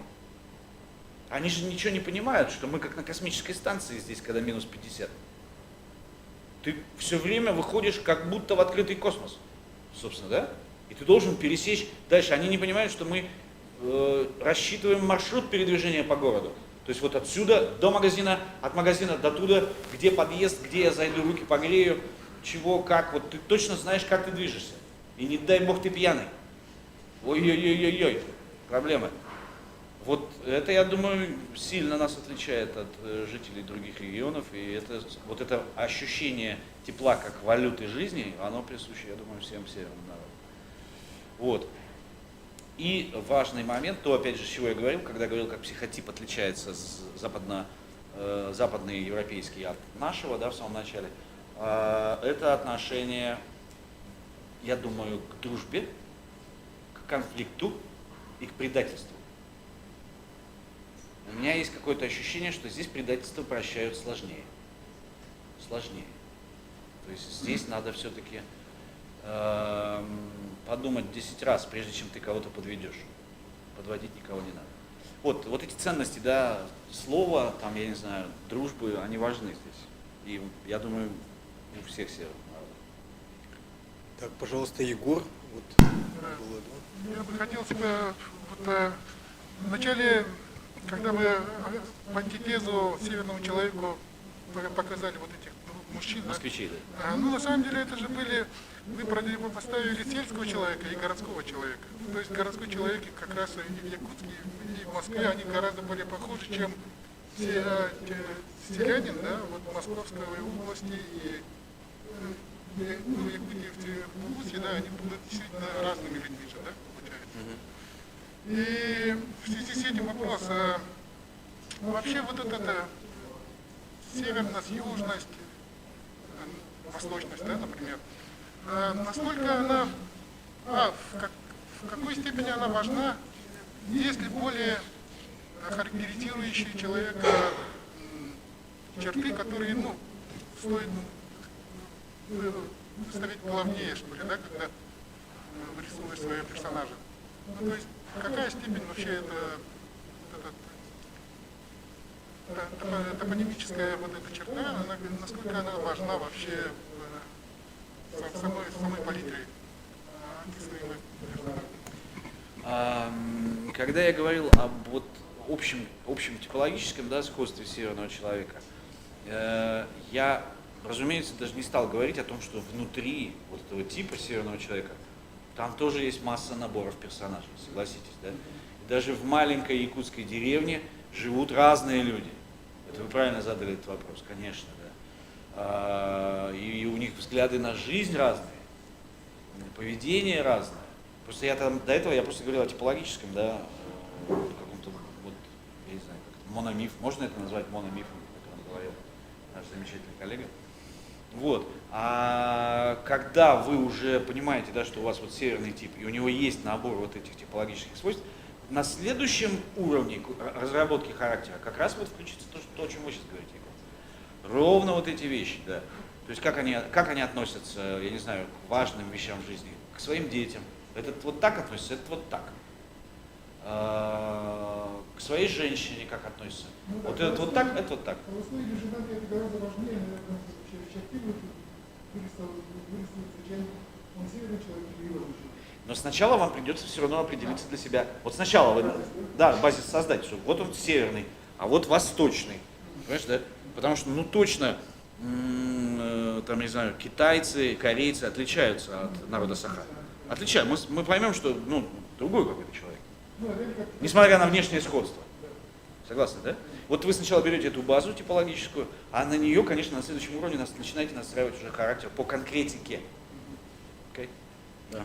Ну вот мы как бы скачем, да, с одной темы на другую. Вот меня один вопрос тоже мучает, я себя хочу задать. Вот вы, получается, учились в ГИТИСе, да? На режиссера. Да. Вот был, получается, у вас режиссерский опыт. Почему не получил продолжение? Планируете ли вы? Нет, не планирую. Я же вам сказал. Я ушел из театра детерминированно. Совершенно осознанно, мировоззренчески, точно. Я не люблю театр. Не любите? Нет, не люблю. Мне не нравится, что люди представляются на сцене, что они... Знаете, это сродни вот такому странному ощущению у мусульман, когда они вот не любят изображений человека. Знаете, у них запрещено, да, изображение. Кораном запрещено изображение человека. Потому что это функция Бога. Надо быть самим собой.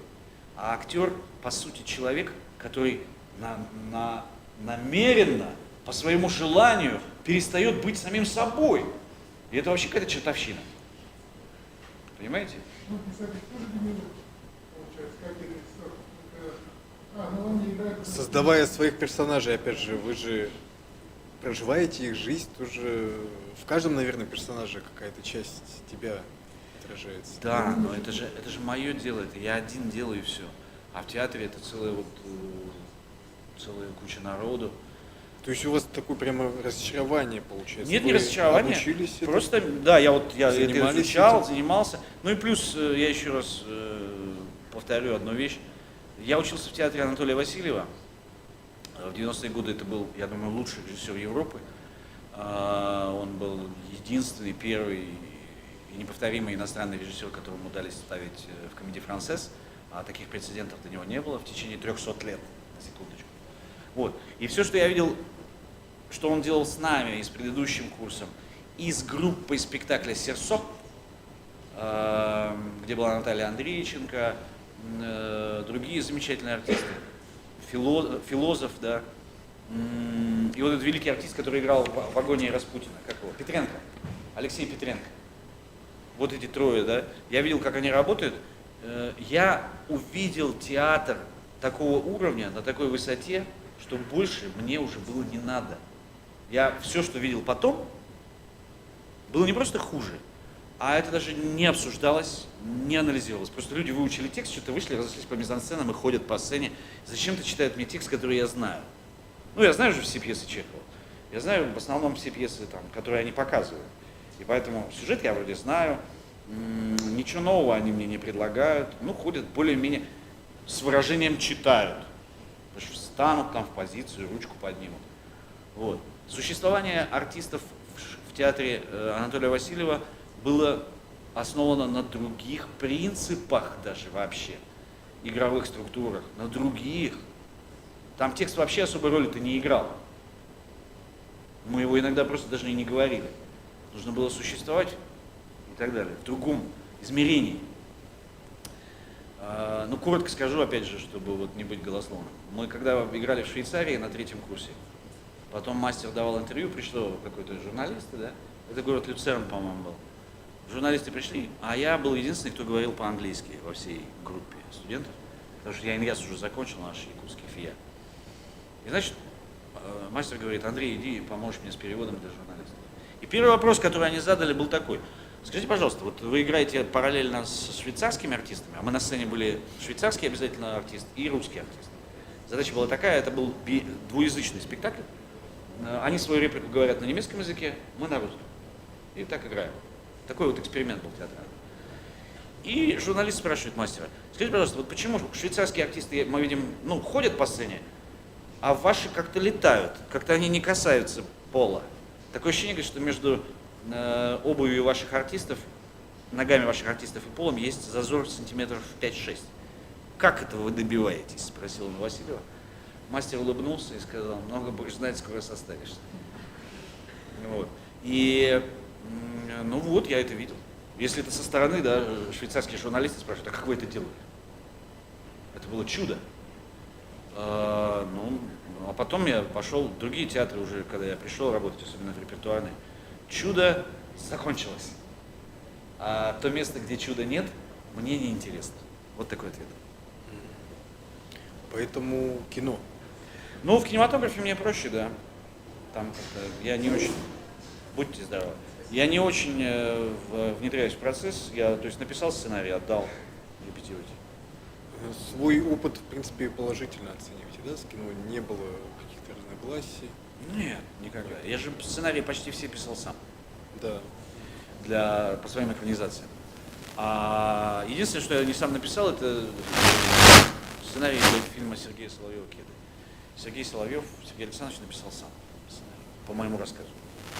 Вот. А во всех остальных вещах я писал сам. Ну, как бы у меня есть претензии к себе, да, но не настолько конфликтные. Вопросы какие-то у меня к себе есть, но не так, чтобы я ходил и от злобы к себе погибал. Ну и вот тоже, как бы, может быть, такой больше житейский опыт, да? У вас получается совмещение преподавания и писательской деятельности. Вообще, возможно ли быть писателем свободным от чего-то еще, да? Это же, ну, как бы, творчество всегда какой-то риск. Риск. возможность не состояться, да, и, допустим, ну, скажем, вот каким образом молодым людям, которые видят себя, допустим, пишущим человеком, каким образом, скажем, можете им что-то посоветовать? Очень просто. Поскольку это действительно риски, вы правы, и даже если у вас вышла первая книга или вашу пьесу купил театр, и он вас поставил, это ничего не значит. Потому что я вижу, как молодежь радуется выходу книги, они идут ее обмывать, что-то радуются, веселятся такие, а мне все время на них смешно смотреть, потому что это ничего вообще, это ноль. Даже если ты отхватил за нее какую-то премию, на тебя обратила внимание критика, это все равно ноль.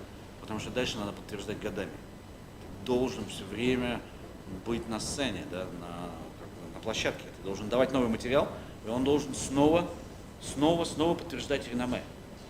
Вот в чем штука, друзья. А для этого лайфхак очень простой. Нужна профессия. Нужна хорошая человеческая профессия. А драматургия и литература пусть у вас будут хобби. Это, во-первых, избавит вас от напряжения, да, что типа я вот вложился, я инвестировался в это, а рисков действительно очень много. Я вам скажу, 85% за то, что вы потерпите неудачу. Почти 90%. Это надо учитывать, у вас есть всего эти 12-15%. При удачном стечении обстоятельств вы втиснетесь в эти 12%, и все сложится.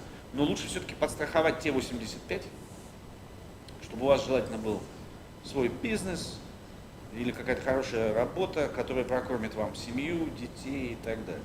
Потому что я всегда знал, что у меня есть мое преподавательское ремесло, есть английский язык, я могу быть переводчиком, я могу быть педагогом, я могу просто давать частные уроки, ходить по домам и учить детей богатых людей за деньги. Не проблема. Вот. Когда такое есть, у вас есть кусок хлеба, тогда, во-первых, у вас нет дедлайнов, вам не надо гнать, продюсер не давит, нет гнета издателей, редакторов. Пишите в свое удовольствие. Вы просто говорите, а я делаю это для себя. Потому что вот «Повесть жажда» была написана ровно в этом ключе. Я никому ничего не должен, но меня сильно прет. Как Вася поет. Я выбираю рэп, от которого по-лютому прет. Вот меня по-лютому перло здесь в Якутске от моих персонажей жажды. Но при этом я ходил в университет, защитил диссертацию и ушел из университета только когда понял, что можно рискнуть. Я попробую эти 12% воткнуться. Когда у вас уже есть, да, в загашнике, ну вот у меня жажда была, я поехал в Москву с жаждой. И у меня было ощущение, что, кажется, ситуация складывается. Мне повезло с текстом. Потому что надо еще, чтобы повезло, чтобы вселенная была к нам расположена, понимаете, да? Чтобы задобрить всех этих, я не знаю, баянаев. Да. Пожалуйста, микрофон, потому что не будет слышно на записи. Добрый день. Я хотела бы задать такой вопрос, который волнует не только россиян, но и нас, северян, да? Это о кредите. Ваше отношение? О чем? Кредит. Вот получение кредита. Финансовую грамотность. Ну, как вы помните, наше поколение вообще не было понятия кредита, да, раньше? Кредит. Ага. А вот в вашем, ну вот недавно вы сказали, как сценарист вас больше устраивает. Вот я «Дом на Озерной», там как раз вот эта тема остро затронута. Да, и вот люди рискнули, получается, да. И здесь вот у северян мы же более такие доверчивый, да, народ. И я вот смотрю тоже вот на наше поколение, да, мы неправильно, может быть, ну, не, финансово мы не очень-то грамотны, да, и как бы все. Как вы к этому вопросу относитесь? И второй вопрос, да, это вот все-таки подрастающее поколение, молодежь, да, не больше к визуализации, вот, более, да, к экранизации. Не боитесь ли вы, что вот чтение, оно уходит в прошлое? Ага. Вот что-то с этим связанное, да, но мы-то народ, который любит читать. И мне очень хотелось бы, чтобы вот вы были бы писателем вот в те времена, когда мы были студентами, вы ну, с этим вот багажом, да, вот, было бы все, может быть, еще лучше складывалось. как вы говорили, сейчас вот вселенная должна быть, да? Но сейчас вот вопрос вот понятен, да, визуализации, как бы... Да, я понял. Вы знаете, я вам могу сказать, у меня нет никаких опасений по поводу того, что литература сдает свои позиции, и культура чтения падает. У меня нет опасений, потому что я уверен, что это так. Я не опасаюсь этого. Это просто так. И поскольку это так, то только, ну, знаете, как этот сказал, кто из древних греков? Ксанф, выпарим море. Ну, море разбило корабли персидские, которые шли на Грецию, да, чтобы захватить Афины. Произошел гигантский шторм, персидское войско утонуло, и вот этот Кир ходит бедный.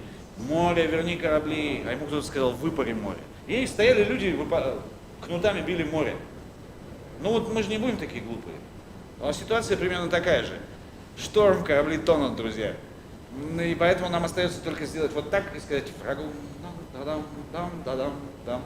и еще сказать, так, давайте переоденемся в белое, открывайте Кингстоны. Варяг же почему-то вышел, понимаете, из бухты в Чемульпо. Чего они вышли? С этой лодкой кореец канонирской.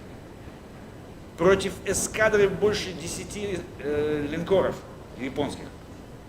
Они зачем-то вышли. И я до сих пор потрясен и счастлив от того, что русские офицеры сказали, мы примем бой. Там стояли английские суда на рейде и французские. И англичане говорят русским, вы дураки, они вас утопят в первые 10 минут боя, когда откроют основной калибр огонь с этих 10 линкоров. Ну или там, я не знаю сколько, 5. Линкор это просто плавающая крепость, башня. А у нас всего лишь крейсер и канонерская лодка, на которой там, не знаю, 5-6 пушечек. И калибр, ну, вот такой, я не знаю, как 45-ка. Они говорят, не, мы примем бой, парни. Те говорят, вы погибнете. Англичане говорят, не ходите, русские, вы дураки. Они говорят, ну и ничего, ладно, все хорошо. Вот я в этом же состоянии сейчас нахожусь по поводу падения культуры чтения и литературы. Я говорю, корабли выйдут из Чемульпо. Знаете почему? Потому что они остались в веках. Это как те 300 спартанцев. Ты это уже назад отменить не можешь. Ты не можешь отменить решение капитана Гастелло, у которого кончился боезапас, и он направил свой самолет на танковую, вот этот эшелон, да, с танками противника. Причем из простого экономического соображения. Что там в эти секунды пролетело в его голове, что, ну, я не знаю, сколько стоит мой самолет, а сколько сейчас я немецких танков грохну, и сколько денег потеряют они, чтобы заново отстроить такую танковую колонну. А у меня-то стоимость всего одного самолета.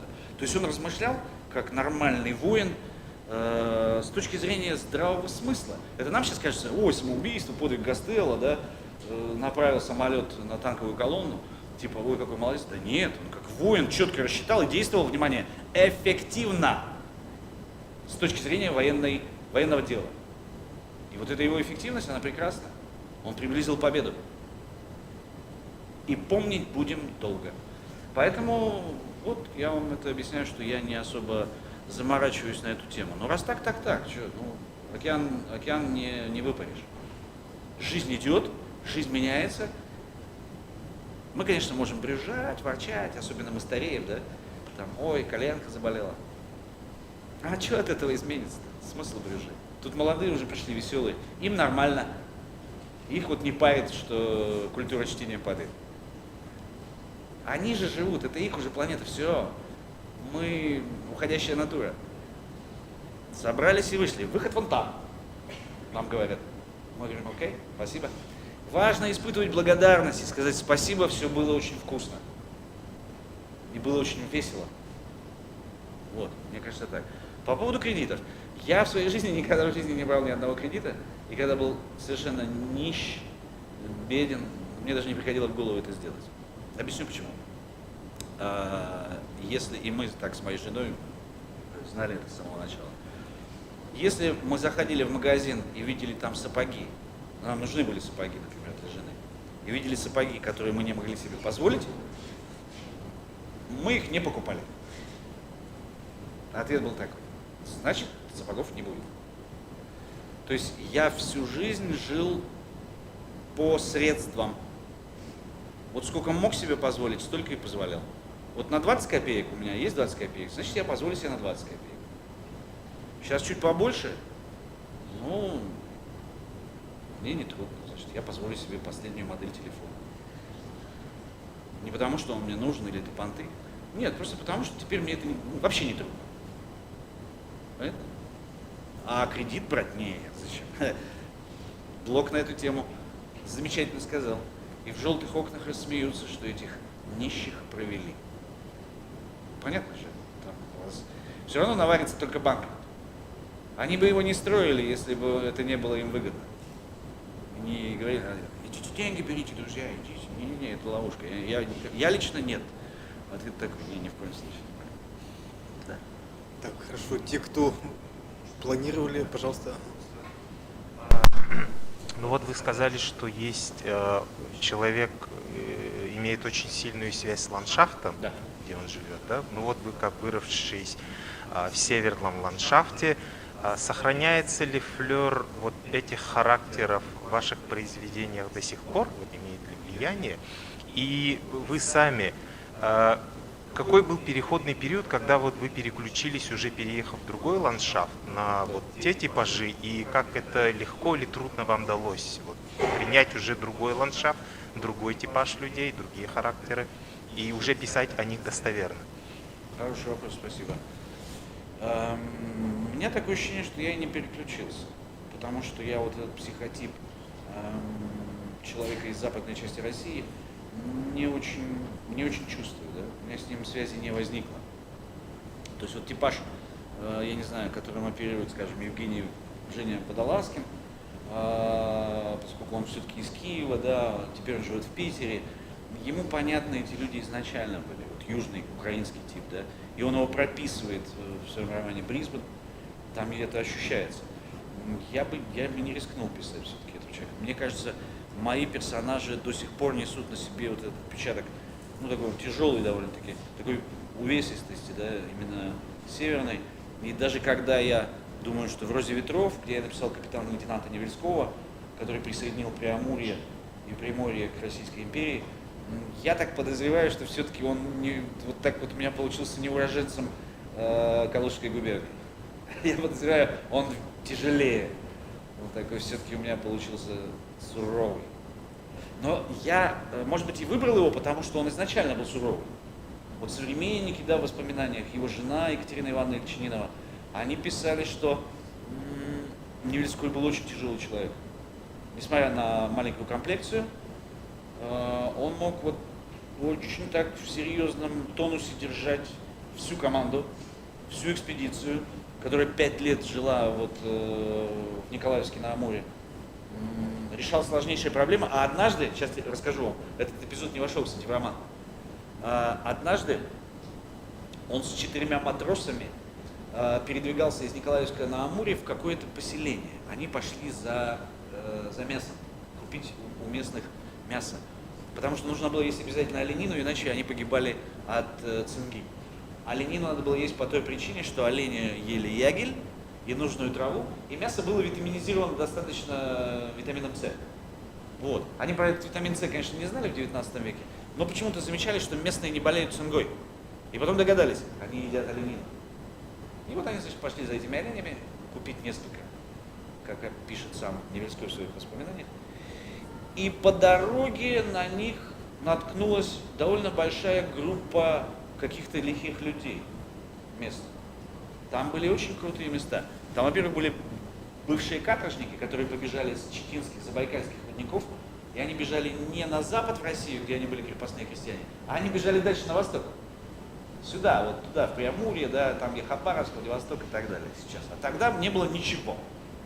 Только вот, племена нивхов, которых они тогда называли гиляки. Такое вот название у русских было для нивхов. И вот, значит, они наткнулись на какую-то группу лихих людей, а из оружия у них было только один пистолет, в котором было 6 зарядов, как пишет Невельской. И он говорит, я вышел, толпа была, говорит, человек 300. Этих 4 с одним пистолетом. Невельской пишет очень коротко, он написал, Я вышел вперед, сказал им несколько слов, и они ушли. Я подумал, мужик, что за... Вот я бы хотел, да, посмотреть на это, что он им сказал. Как? 300 человек, то есть вдруг из леса, значит, идите-ка сюда. А те в военно-морской форме, значит, понятно, что, ну, во-первых, европейские лица, что не местные. Так, сюда. И он к ним идет. Я не знаю, показал пистолет, не показал. Ну что сделать один пистолет против 300 человек, согласитесь, да? Хоть они будут даже палками вооружены или камнями. Ничего пистолет не сделает. Но не было произведено ни одного выстрела, никто ничего, все сказали, окей, мы поняли, давай, будь здоров. Вот эта вот его весомость, немногословность, она мне пришлась по душе. Но может быть она связана с его службой на флоте. Может быть флот дисциплинирует человека не хуже, чем холод дисциплинирует нас. Так что, да. Спасибо, Андрей Васильевич, за интересную беседу. Аня, еще один вопрос. Подарок? Благодарность за подарок. Благодарность за подарок. Благодарность за то, что Андрей приехал, это очень приятно, потому что... Надо, чтобы слышали. Давай, Андрей приехал, это очень приятно, потому что вот такие встречи для нас, это, они дают пищу для размышлений, это очень здорово. Меня тоже. Мне же приходится в этот момент формулировать, я формулирую для себя. Ну то есть мы полезны друг другу. Конечно. Это очень приятно. Спасибо тебе, что ты приехал. И поскольку мы встречаемся в рамках школы драматургов Арктики и говорим сегодня о персонаже якутском и о тех историях, которые разворачиваются в Якутии, я хочу тебе подарить книгу, которая вышла в издательстве «Чик», сейчас она Яр, ты знаешь. Да, написано Анна Альфир, но на самом деле это Анна Пшенникова. Да. Здесь герои, это тоже жители Якутии, события разворачиваются в Якутии, но в отличие от твоего романа, в моей истории очень тепло. Почему там тепло? Да, ты узнаешь, когда прочитаешь. Спасибо. Разреши, я тебя обниму. Да.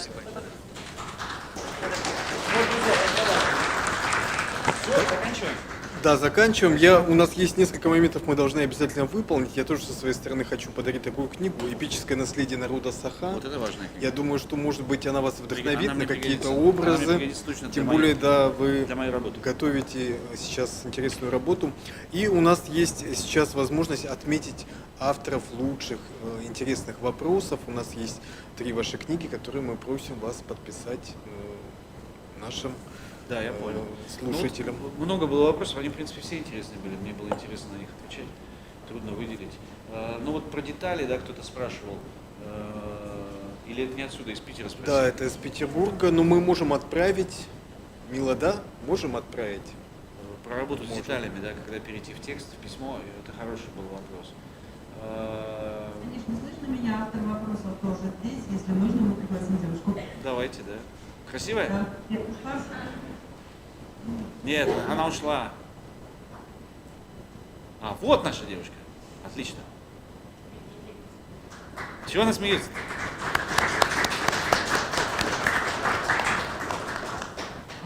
Честно говоря, я даже не знаю, что сказать. Затем я вопрос задала, вопрос была моя однокурсница, я могу ей, собственно, подарок. Конечно, да. Мы передадим туда, он куда-то дойдет. А как подписать книгу? Как Имя? звали? Имя вашей однокурсницы? Анна Агнисова. Анна. Окей. Замечательно. Спасибо. Еще Так, еще два. нам нужны шорт-лист. Мы шорт-лист. Давайте посмотрим, может там еще прикольные вопросы есть. Это вопросы про произведение «Холод». Вот ваши ощущения, когда вы приезжаете в Якутск, и по поводу четкой географической привязки. Помните, мы А вот отвечали? на какой вопрос я отвечал про детей в кроватках? Мои дети. Чей это вопрос? Это вот как раз-таки ваши ощущения, когда вы ощущения, приезжаете да. в Якутск. Вот этот вопрос, потому что он меня... Так, вывел Виктор меня- Борисов, по-моему, он здесь тоже, да? Этот вопрос действительно вывел меня на важную для себя эмоциональную дорогу, на правильную. Есть? И еще вопрос, где мы говорили о варяге. Помните, да? Когда я сказал, что вот, насчет того, что прекращается ли чтение и что делать. А я Как вам вас сказал- зовут? А я вам сказал, все в порядке, тонем. Валентина. Прекрасно, Валя, привет. Окончательную формулировку, вернее, референс на этот вопрос Помните фильм «В бой идут одни старики», где вот на Ил-2, у нас сегодня опять авиационная тематика, которая возникла, да, после Гастелло. И вот Леонид Быков там играл это. И они ему говорят: маэстро, не молчи, прием, ты пропал из эфира, что с тобой, А там такая тишина, то есть бой шел в это время, да, он с мессером дрался, и потом тишина. Она говорит: маэстро, как у тебя? Он говорит: все нормально, падаю. И вот это отношение к жизни, да, в Леониде Быкове, в его персонаже, оно очень правильное. Все нормально, падаю. То есть он не истерикует, он не боится, в конце концов. Поэтому спасибо. Да. Просим подписать, мы должны сейчас это зафиксировать. Так, Валя, да, подпишем? Да, Анна, Виктор, Валентина. Валя, да, ведь? Валентина. Ага. Да.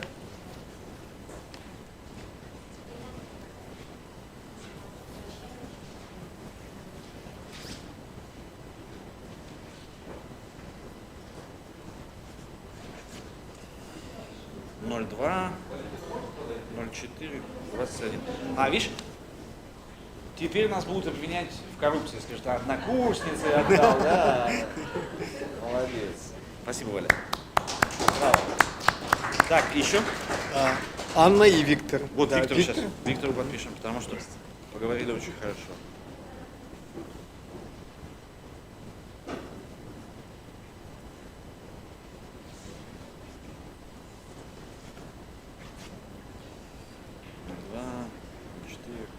Виктор?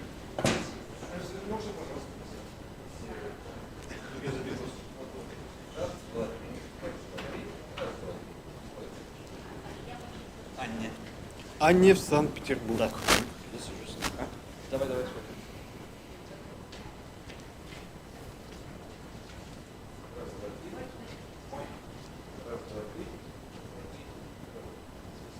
Сегодня все целый день пытаются сфотографировать свои маски. Не нужно, зачем вам эти фотографии? Друзья. Так, Аня нет. Дописать в Санкт-Петербург? Можно.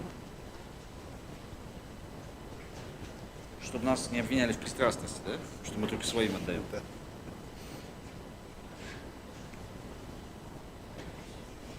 Это вторая.